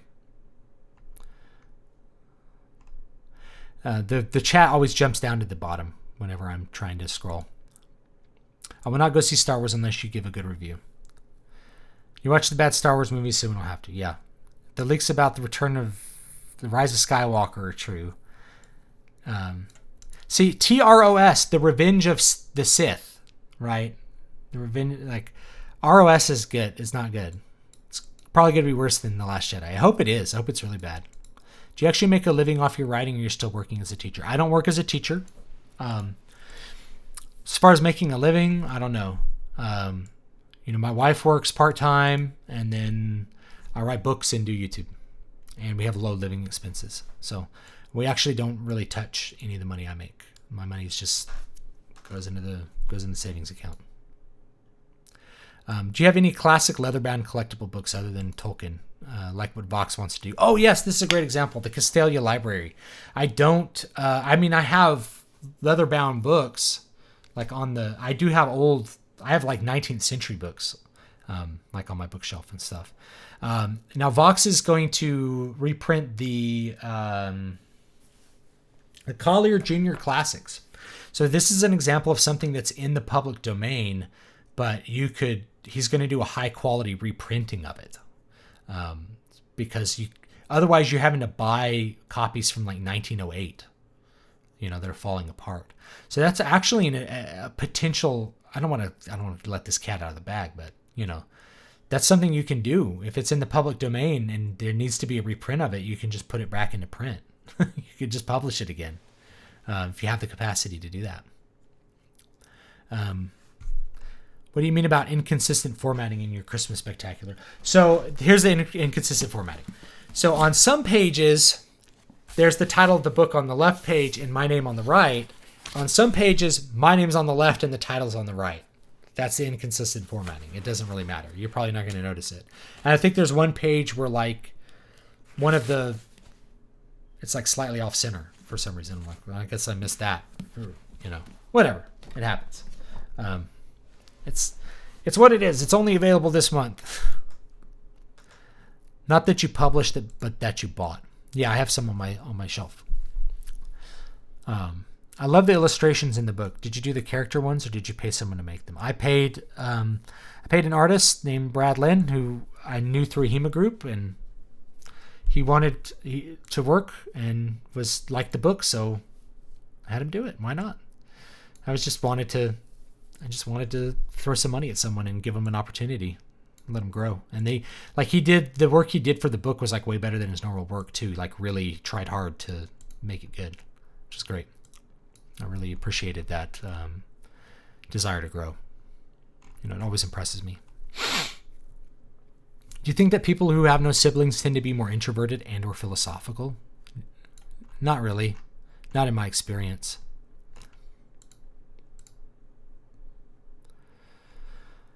Without George Lucas, the new Star Wars really is fan fiction. I agree. Did you like KOTOR 1 and 2? I liked KOTOR 1, not KOTOR 2. But that's because KOTOR 2 was like an unfinished buggy mess. If I went back and played it today, it might be different. There are some who think fantasy sci-fi story's most engaging aspect is its villain. Thoughts? I don't think so. I think the villain needs to be there, but if the villain is the most engaging part, then you're really not doing much with your protagonists. The struggle of the protagonist is what should really matter, not what you want the villain to be a formidable force. And be compelling, but it's like who's more interesting, Darth Vader or Luke Skywalker? It's like it's Luke Skywalker's journey. I'm writing a fantasy comic series with a good friend of mine, providing art and ink. I'd love to send you drafts of the issues I finished them. That would be okay. Yeah, you can. I can't. I can't necessarily give you feedback on it, and I really shouldn't look at unpublished stuff because I don't want. What happens is that I'm just gonna say no. What happens is that if it's unpublished, like after you publish it, I'm happy to look at it. If it's unpublished, then what happens is I do something later and somebody accuses me of like plagiarism because it's like very slightly somewhat like what they did. Even if I did it years before they sent me anything. It's been a problem with writers for a long time. Writers think they own more of the elements of the story than exist. Like writers who sue James Cameron because he wrote a story about a time traveling robot. And he's like, but I wrote a story about two men time traveling once. It's like, come on, dude. But the release of the new 007 trailer for No Time to Die, I haven't seen it. I could talk about 007 some other time. I haven't seen any trailers. What's the main difference between story tropes and cliches? It's the same thing. Cliche is just a negative way to word it. More negative way to word it. I actually do have two books I planned out that were originally one book, an A and B plots, but decided to break them up since they had little to do with each other. That's how I do it. Needle Ash is tangentially related to Water of Awakening. It is a sequel. Book 3 is going to be interesting. I'm going to come out with book 3 next year. I think I'll have to wait till next year. I'm out of time for 2019. It'll come out in 2020. He once made a video asking the best way to evangelize normies. I think the best way is to find out what they like and introduce them to similar high-quality content. I think so. That's a good idea. You like Star Trek? Have you seen Forbidden Planet? I understand that, Hardwick, and at the same time, I also know that a lot of fans, it's just not going to work. They're just not interested in things that aren't Star Wars. They're interested in Star Wars. They want Star Wars to be good. They don't want to read things that are like Star Wars. They want Star Wars to be good. That's it. And I don't say that any disrespect towards the fans. That's what they want. They want Star Wars. Not ripoffs of Star Wars, not things that are like Star Wars, not things which influence Star Wars. They want Star Wars. That's what they want. Read any books by Peter F. Hamilton? I don't think so. To clarify, not all classic pulps are going to go out of print. It's the ones copyrighted by Condé Nast. The Shadow, Doc Savage, and the Spider. Conan, Tarzan, John Carter, etc. are safe. Kaku, I don't. For some reason, your chats don't pop up. Maybe because you're only giving me $2. Maybe it's got to be more money for it to pop up at the top. I apologize for taking so long to read that. Isekai, David Stewart Isekai introduces Christian metal. Do you ever rewatch these streams or write down everyone's suggestions in a list? Not always. Sometimes I do. One game soundtrack that stuck with me oddly because the game itself was mediocre, but Divinity Ego Draconis had some great music. I agree with Christopher G about the score for The Patriots. One of Williams' best. I'll listen to it again, or maybe watch the movie again. I think because I didn't like the movie, I just don't remember the score. It's been a long. I only watched it in theaters one time and didn't ever watch it again. Do you think the influence of woke culture in mainstream media is going to die down now that it is seen as unprofitable, or will they keep pushing it because of ideological subversion? I don't think it'll die down. I think the way it'll die down is the companies that are converged will lose ground to those that aren't, or will fail on some level. So I don't see it dying down until there's like a big turnaround of the hegemony. I'd be interested in seeing you review Jumanji, Welcome to the Jungle. Oh yeah, 5 stages of corporate ownership. That's a good idea.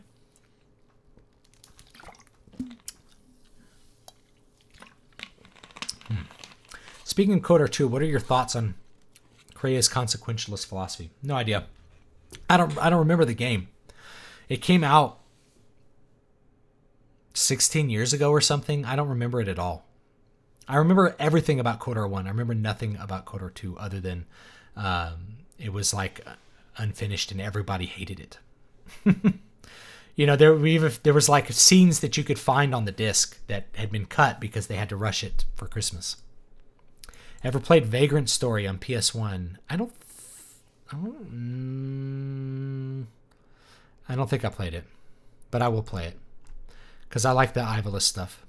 My isekai is about a guy. Oh, devious on unpublished writers can cry. Me too. My isekai will be about a guy who commits suicide. So yeah, on unpublished, writers can cry. Me too. My isekai will be about a guy who commits suicide, gets reincarnated into a girl, and is sent back in time to date himself to stop him from becoming so depressed to commit suicide. Crazy. I think that would be a very funny story. George Lucas was on the set of The Mandalorian, allegedly because Filoni and Favreau, I still don't know how to say his name, wanted him to be a technical consultant regarding Yoda's species, which he's protective of. Yeah, it doesn't feel like Star Wars. It feels aesthetically like Star Wars. I don't think it's very good. It's kind of middle. I'm not a fan of TV either, though. I don't like the TV format. I don't like the drama TV format at all, really. So you're fighting an uphill battle getting me to like The Mandalorian. I found it really boring so far. I think the 4th episode, you finally get some personality. No one has a personality until you get to the 4th episode. And everyone gets all upset that there's some girl power thing going on. I'm like, at least somebody has some speaking lines and is emoting. My God, bunch of people in masks trying to talk as blandly as possible for hours. God. Are you ever going to do that video on the end of the Templars? Oh, that's such a good idea. The End of the Templars is such a profoundly interesting historical event. I've read several books on it, and there are things which are very disturbing. The last head of the Templars, when he was executed, cursed the King of France, and the curse came true. Wild. Do you think insane fandom has a correlation with Gen X divorce rate and loss of religion? Yes, I think so. As in people replacing family and community with unhealthy fandom. I think there's got to be a connection there. I think we see Alexandru or Constantine. I think you're right on there, because the people say, oh, well, boomers have nostalgia for their past. Well, boomers have nostalgia for their past. They don't have nostalgia for like Star Wars. Gen X and millennials, we have this attachment to like bands and attachment to franchises that's really weird. And I think it is to do with that secularization, is that it is a point of identity. And so psychologists have studied this, where they basically set up a little trick experiment, and they did this with Harry Potter fans. So you can actually look this up. I have the link somewhere in the video I made about hardcore psychic fan identity. Years ago, I made this video on it. But they gave this quiz on Harry Potter lore to these self-identified Harry Potter fans, and they had very profound negative psychic feelings associated with being told they were wrong about Harry Potter trivia. Now, they weren't wrong. The point of the experiment was to tell them they were wrong. So they basically had a control group where they accurately, gave the quiz, and then this other group where they basically told them they were wrong a certain percentage of the time, and people got really upset about it. It's because they had a psychic identity. Their personal identity was associated with this brand. And I can't help but feel that that's a replacement for something else which is more endemic to your identity, like maybe your ethnicity, your religion in particular, your community. These things which defined previous generations got kind of lost with the Gen X beginning of divorce, the breakdown of the institutions, the fact that public schools started to become more helter-skelter, less functional.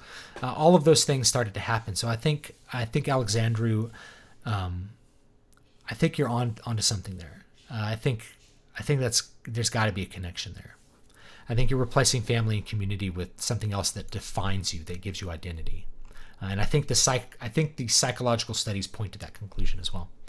I fear we won't see anything like the Silmarillion again, because average ability to read is knock surface level, and the market demands action in the first few pages. Good art equals less money. So there's a point here, which is that it's good to begin with action.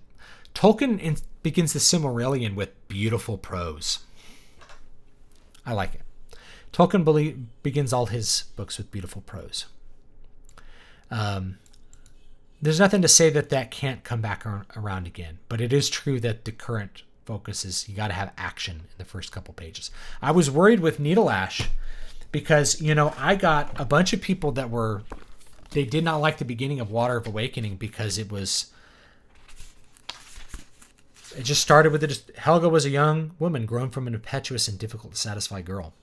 So that's the first line of the book, and people were like, they didn't begin with somebody's head getting chopped off. It's like Muramasa began with like this disgusting description of a severed head on rice, on a plate of rice.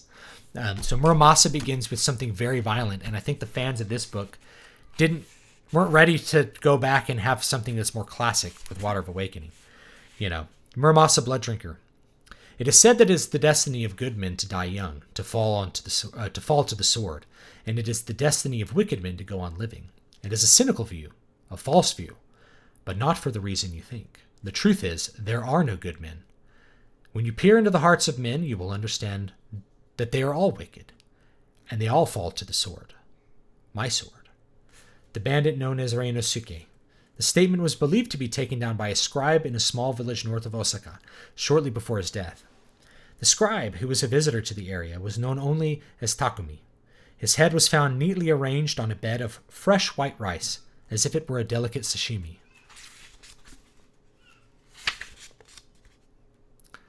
Chapter 1. Takumi's Dinner. What sort of man does this? The floor, it is ruined. The doors, they shall have to be... The innkeeper sighed. He was a squat, red-faced. So we've got this brutal imagery, and then we're staring upon this head. This just starts the story. It tells you who Helga is, what her background is, why she's going on her quest. So I think people weren't prepared to just have a story that begins, rather than this in media res stuff.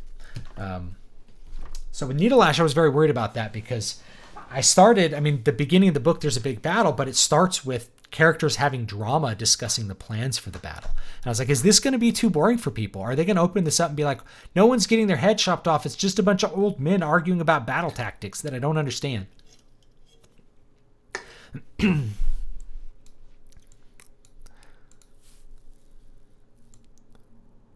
Favreau. Okay, I'll try to remember that. Favreau. Avenue. Favreau. I think a lot of YouTube's problems would be solved if they just charge money up front for things like uploads. I don't think so. That's not their problem. The problem, like, they can make way more money than they make, but they don't have a spine and they don't know what they're doing. It's really simple stuff, like the advertising thing. The apocalypse was nonsense. It never needed to happen. If If I wanted to include medieval knights and or pirates in my story, how should I describe the armor, clothing, historically accurate, or would it depend on my story? I'd say if you don't know what you're talking about, just describe in broad strokes rather than specific things. So in Needle Ash, I'm describing really specific parts of armor, like, you know, his gorget looked like this and his chaustus looked like that, right? Like, because I know about medieval armor. If you don't know about it, just say he was wearing plate armor, and people get the gist. Like, you know, he hit the arm guard of his plate armor. Only a real pedant would be like, that's called the vambrace, miss. You should learn what a vambrace is. No one really cares. They just, you give him the right image. He was wearing mail armor. Like, you should know plate, mail, gambeson. Most people are like, what is a gambeson? It's like cloth armor. It was superior to leather armor, guys. You like to play D&D. I wear leather armor. It's better than cloth armor. It's like, no, cloth armor was like, leather is not very protective. I'm writing a story about a Yandere girl, told in first person but also third person. How do I make it work without people thinking third person view is part of the character's mind? I don't know. If there's a clear delineation between first and third, like in Muramasa Blood Drinker, I switched to third person, but he's talking about the past. So it just makes it simpler. So I don't know. I think that introducing people to new content similar to what they like has value if it keeps... Yeah, I mean, it does, but it's not always going to work. That's my point. That's all. I think there's a lot of fans that it's just not going to work on them. They're not interested in new stuff. How did Douglas Adams write such masterpieces as Dirk Gently's Holistic Detective Agency? There's got to be more tricks to the trade than I'm missing. There's always more. There's always more to learn. There's stuff I don't know. There's plenty of stuff I don't know. We had a bunch of friends over for Thanksgiving, and when we went around the table to say what we were thankful for, a family member went on about how he was thankful for Q and the Great Awakening. It became a lecture, and he kept going on. The people at the table were sitting in awkward silence because he kept going on like a lecture about world events. It's so funny, like Thanksgiving table stories like that, because it kind of reflects on the disconnect we have. So in the American family is so disconnected. We view Christmas and Thanksgiving as important. And they're important because we never sit down and have dinner with our families, except like once or twice a year. So people live far away from their parents and they travel home for Christmas to spend time with their parents or their children's grandparents or whatever. Our families are so fractured that like we can't come together and have a normal meal where I'm able to look at the table and know everybody there and know what kind of things they really are interested in talking about. I wouldn't give a lecture on, like, I don't know, something like Q. You know, I don't give lectures on things which I think are really non-political. Like, I don't talk about monetary theory at the Thanksgiving table either. Because I know everybody at the table is they're just gonna be like, oh, great. David's talking about monetary theory again. Here we go. We're going to hear all about how the money system works. Like, no, I'm not going to do that. Right. But we're so disconnected. It's like we don't know what people need from us either. So the focus on the meal is a symptom of the disconnect and then the inability to communicate properly at the meal. This whole idea is like, we got to avoid politics at the dinner table.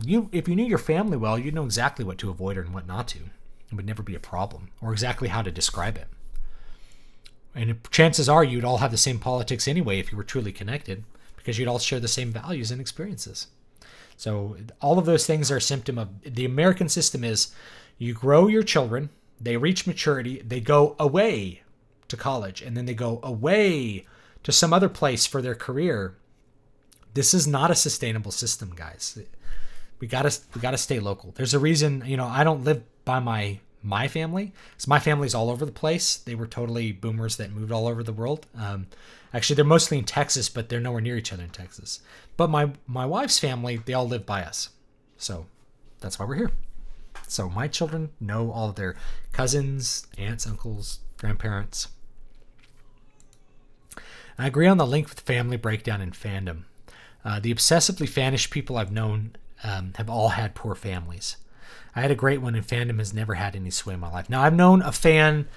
I'm thinking of one guy in particular who just had a really like bad childhood, and suffered abuse. Had like alcoholic parents and things, and their attachment when they was an adult, when he became an adult, his attachment was towards these things like Star Wars. It was a profound feeling that his identity was bound up in Star Wars. I've actually met several people that like cosplay with Star Wars, and they have similar experiences, background. Their identity is bound up in collecting Star Wars items and being about Star Wars and loving Star Wars. And as an artist who makes books, I liked Star Wars growing up for sure. I really enjoyed it, but I have no identity attachment to Star Wars. My identity attachment to anything artistically would be towards my own work, because that is an expression of who I am. So I'm not about Star Wars. I'd be about me and like what I do, my music and my books. It's just it's a weird thing. I think there's got to be something to it now that I think about it. And I think the research probably supports that. Now that I think of it, Alita sort of evangelized some normies by itself. Some Marvel fans upset about Captain Marvel realized it was a good alternative. That's true.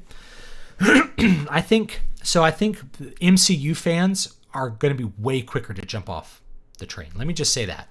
So MCU fans, the MCU hasn't been around long enough, hasn't been as deep.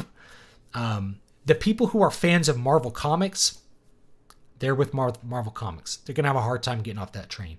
Even the people who are like, I'm all Comicsgate, they still, as soon as they see something like coming out of Marvel or DC, they're back buying those books. They really want to see more Spider-Man books, But the people who are MCU fans, I think they're going to fall off that train a lot quicker.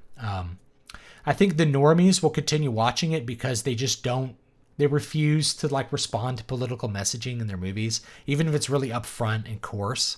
They'll just be like, but I liked it when she punched the guy in the face, and that made me laugh. But I think people will jump off the rails a lot more quickly with the MCU. And looking ahead to Phase 4 MCU and some of the crap they have lined up, it's like we could see some real bombs. We could see people really saying, I'm done with these Marvel movies.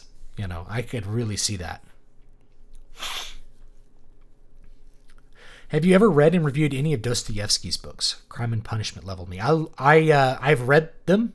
I've never reviewed them, but it's a good idea for content. Crime and Punishment is great. Dostoevsky there's very few true originals. He had such an original approach. And it's kind of like if I talk about 1984 or a book like that. It's not just that the themes are good. It's that the writing is good. It's that the story was good. It's that it really mattered to you. 1984 is a great piece of craft, besides it being having important philosophical ideas. Do you think Hollywood celebs want immigration because they have lower standards for media and will like the trash they're pushing out? No, I don't think Hollywood elites actually want immigration. I think they want immigration because they're told to want immigration, that Orange Man bad because he's no immigration. I don't think they know what they want. They don't encounter immigrants.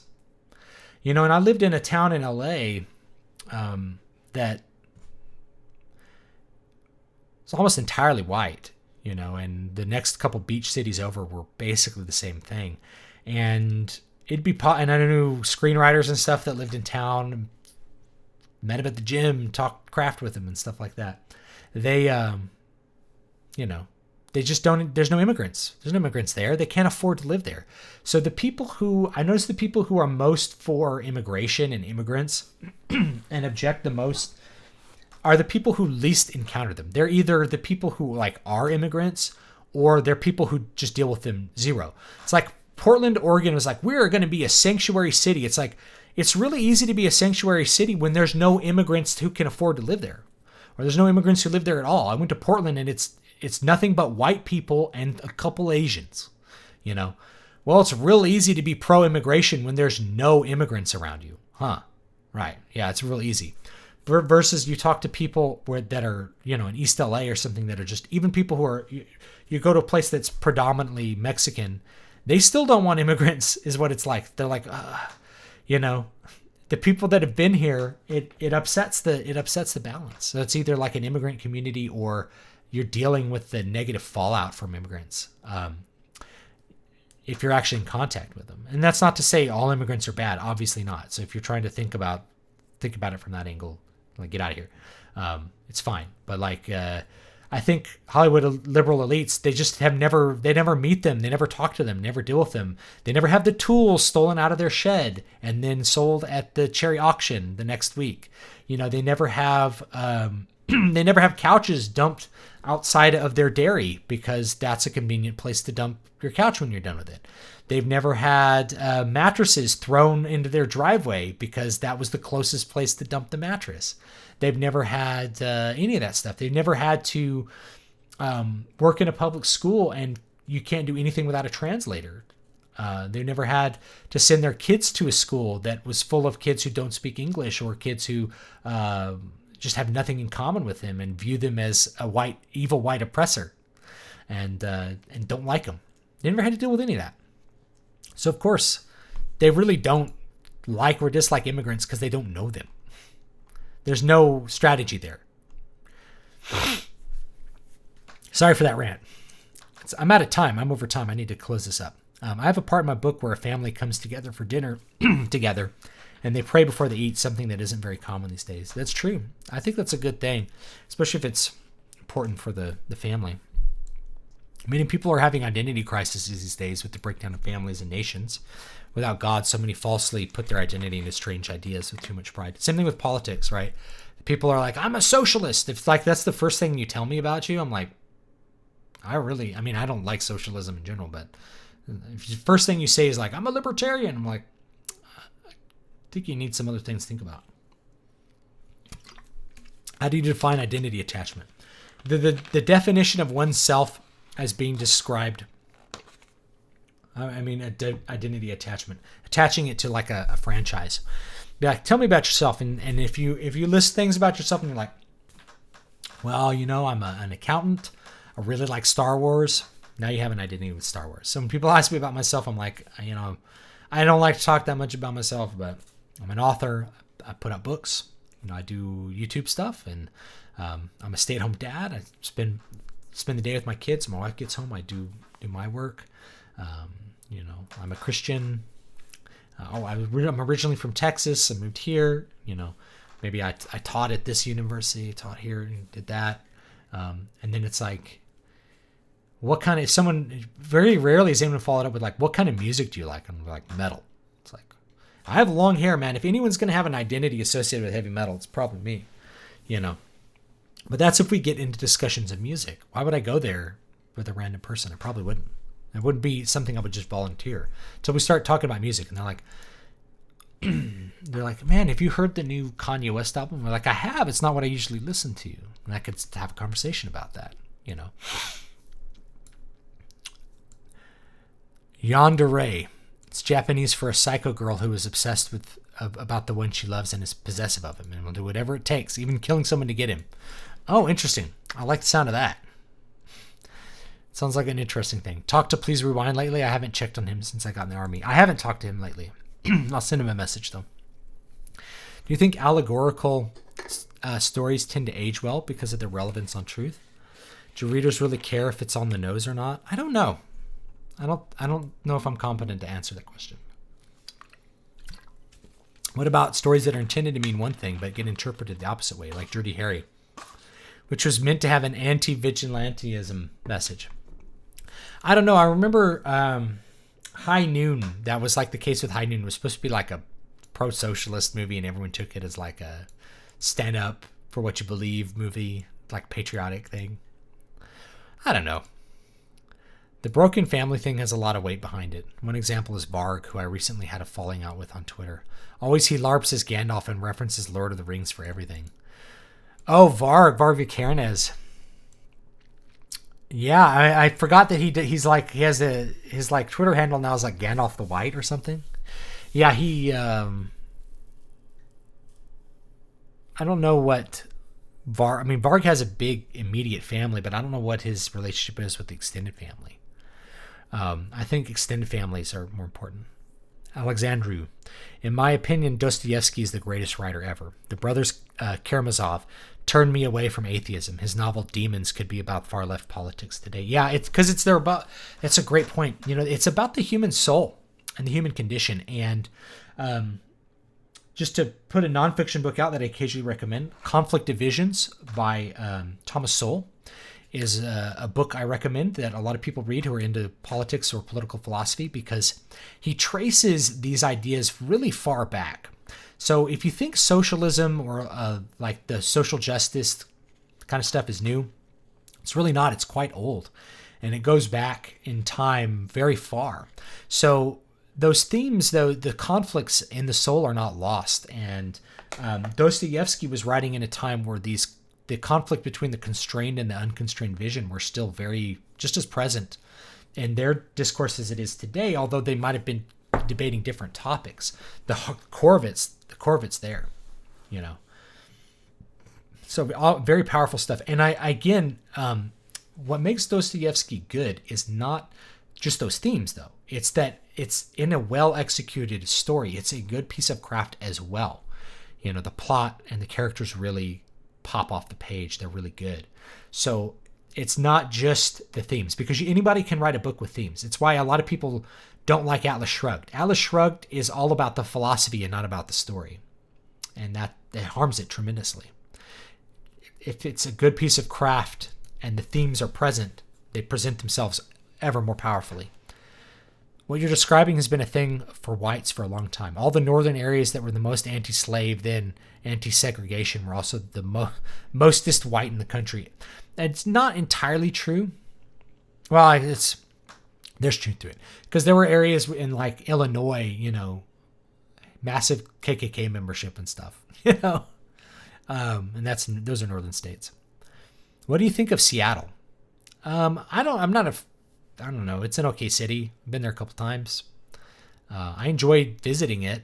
I enjoyed visiting Portland to some extent, but now it's like my sister still lives there. The show Portlandia is like really accurate to how Portland actually is. It's crazy town, man. What are your thoughts on the Groyper stuff?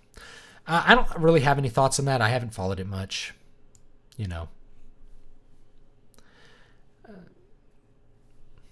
Other people have better things to say, I'm sure. It's the kind of person who's never had a bike stolen. Yeah. Hey, I've missed the last few Writestreams because of a new schedule. That's fine. Sad to see this is your last one. There will be more live streams, but there won't be more Writestreams. If it is, it was nice talking to you and watching. Thank you for participating. Where do you draw the line between unhealthy identity attachment and normal fondness for one's interests? I think the proof is in the pudding. The proof of the pudding is in the eating. So if you got really upset, if you get really upset about a bad piece of content, then that means that you probably have an unhealthy attachment. You need to fix that. So like if, and I've experienced this when Saint Anger came out with Metallica, it was really upset me. It was a terrible album and it really upset me. And then I just kind of broke away that and it just kind of fixed itself. And now I'm just not a Metallica fan. And it just doesn't bother me if they do anything bad or good. If they do something good, good. If they do something bad, who cares? I asked one of the windmills at Altamont Pass what kind of music it liked, and it said, I'm a big metal fan. Oh, Kyle, that's a good one. What do you think about the original concept ending of Return of the Jedi where Luke turns evil after defeating Vader? I met a lot of people who they would have preferred that ending. I don't prefer it, and Lucas didn't do it for good reason. The idea of a nihilistic ending is the opposite of what Lucas was trying to accomplish with Star Wars. The exact opposite. John Ford and John Wayne hated High Noon and saw it as un-American garbage and set out to make Rio Bravo to be the opposite. Oh, that's true. Career atheists have a hell of a job. It's a tough racket for a salesman when your product is hopelessness. Yeah. If the American posterity, it is, but you just sell pleasure. That's how you do it. You say, don't worry about God. Enjoy now, because there's no God. That means you won't get punished for being as debased as you want now. You can drink and do whatever things you want, and there'll be no consequences. Now, there's consequences in the now that always come up. People become addicts. People have tremendous psychological problems involved with riotous behavior. But that's not how it's sold. If the American posterity are those of British descent, how does a public history teacher go about informing his students of this without getting fired? Have tenure, and then you can say whatever you want. So just working in California 2 years, and you're staying on for the third, you now have tenure. I had tenure in my last position, and I left it because my family is more important. And I had an opportunity, my wife and I had an opportunity to have less time at work and more time with our family collectively. So we switched our roles up. So I stayed home, and she works 4 days a week, and that's how we do it now. It's great. So you just have tenure, and then you can say whatever you want. You say, hey, American up until now, and I would frame it like this. The word American as an identity up until, the 20th century really meant a person of a white person, and specifically a person of British descent up until we started having waves of European immigrants. Then we lost that connection, and American just started to mean a general resident of America. And you could even make a case, prior to which amendment was it? All citizens of states are citizens of the United States. The Imperial Clause. Which amendment is it? 14th Amendment? I think it's 14th Amendment. All persons born or naturalized in the United States and subject to the jurisdiction thereof are citizens of the United States and of the state wherein they reside. No state shall make or enforce any law which shall abridge the privileges or immunities. This was basically saying that states are not states anymore, that it's an empire.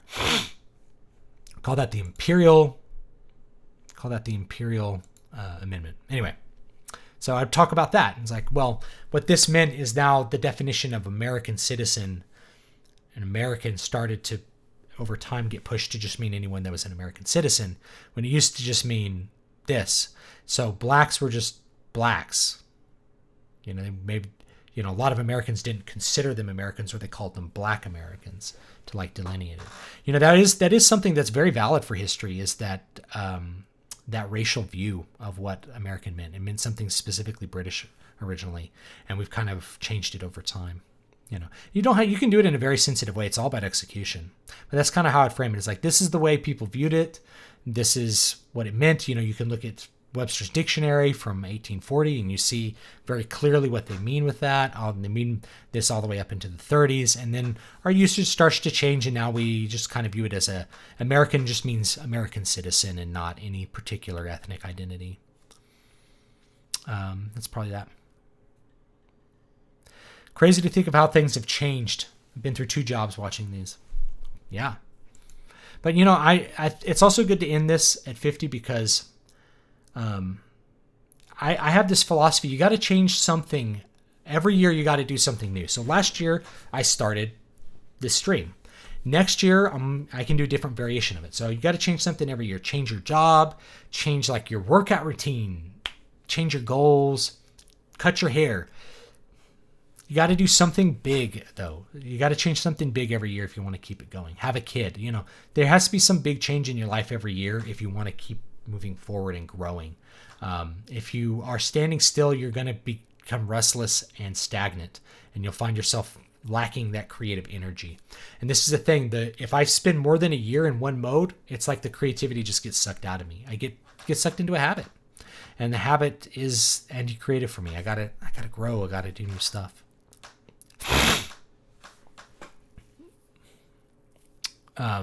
Hey, I didn't realize this is your last live stream. Thanks for putting these out. They've been not only educational but enjoyable. Thanks. Yes, I appreciate that. Not all atheists are hedonists. Not all, but there's no justification for lack of hedonism. Right? I mean, you have to be just naturally very good at accepting that there's reasons for religious limits, in which case you're always operating within a Christian frame. That's one of the problems there. I don't want to cast all atheists in a hedonist light, but that's how it's sold. If you meet young atheists, they're almost all like leftists and therefore hedonists on some level. What are your thoughts on Sam Raimi's 3 Rules of Horror? One, the innocent must suffer, the guilty must pay. You must taste blood to become a man. That's interesting. I think I like those. You can read my new horror book, Eyes in the Walls, which is out December 13th, and judge for yourself whether I adhere to those. There's definitely some suffering. Have you ever read A Wrinkle in Time? I have. Short Thoughts it's not that good. I don't like the style it's written in. I just don't think it's a very good book. At one time, American identity included connotations of cultural and ideological ideas. For instance, in the 1950s, it included strong anti-communist sentiment. I think you can make a point to that end. But the point is, like in the 19th century, it had a racial meaning. Still hoping to hear your review of Barton Fink and or Blood Meridian. Oh, yeah. We'll see. We'll see if I can get around to reading. Will you hold call streams where people may want to speak to you? Yeah, we can do that. That's what I was thinking is maybe like a masterclass stream or something fun like that. That might be cool. I'm drinking the last of my little sodas here. Okay, I'm out of time. I'm actually way over time, but it's the last one, so it's okay to go a little bit long. Let me just say I'm really, really appreciative of everybody joining me for this stream and every stream I've had in the past. I really, really appreciate all the questions and feedback I've gotten, all the suggestions for different topics. I've definitely followed through on a lot of those.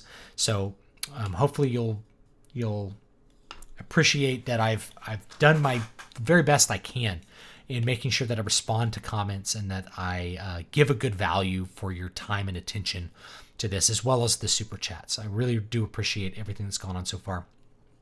I'm going to take a couple weeks off, I think, and really think about what I want to do for the next format. And I'll start promoting that towards Christmas. Make sure you guys have a very Merry Christmas and enjoy that time. I have so many projects lined up, but I keep getting this message. I have to remember to relax a little bit. I actually played some video games the last couple of days, and that felt good to just do something kind of fun for a while. So I'm going to be trying to make more time to reflect and analyze and kind of recharge while I get some other books prepared for publication. So thanks so much for joining me on this, and I hope you guys will join me for the next Writestream in a couple of weeks, or the next stream, whatever it's going to be. Oh, $10 from Contrarian420. Thank you. Thank you for your insights, sir. Thank you for the super chat, and thank you for joining me and for all your comments. Thanks for your content. Why are you stopping live streams? In my opinion, it's your best content. And if you think your Write streams are complete, then I disagree. There's always more to talk about, but you have to draw a line somewhere. And I just want to try a new format. There's been some lagging interest. It's good, I do get good attention to this stuff, and I think people enjoy watching the after, the video on demand version of it. So, I mean, that's that. So I'll keep doing live streams, but it'll probably be a different format. I want to do something more entertaining, and I just want to take it to the next level. So that's really what I'm looking forward to. I do appreciate it. It's not letting me buy Eyes in the Walls. I don't know what's wrong with your region. I haven't tried it at amazon.co.uk. But that's a pre-order one, so maybe there's just some problem with that. Film Girl, thank you for everything. Thank you for coming. Bye for now, Dave. I'll try to pick up a Fantasy 2019 book. Here it is. I'm going to miss these live streams. Merry Christmas to you. Merry Christmas to all of you. I found them far more useful than most online writing advice. I love that feedback. I really appreciate that. One of the problems I feel like with writing is that at the university level, there's very incomplete information, and it's in the wrong directions, taught by people who don't know what they're doing and aren't really writers. They don't put out books. They're not in this craft the way I am. So I'm trying to give some value back there.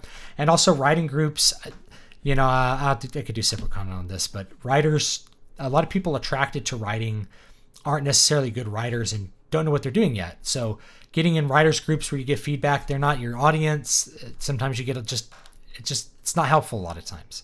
So it's good to be able to just get some outside information that's a little more experienced. That's really what I wanted to provide with these. And I'll continue to provide it as we go. I'm not going to stop doing writing content at all.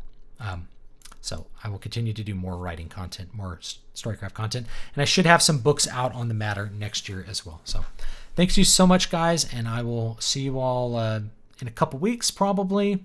If I do schedule a live stream ahead of time, I will put out the message for it. I might try a new format or a different day.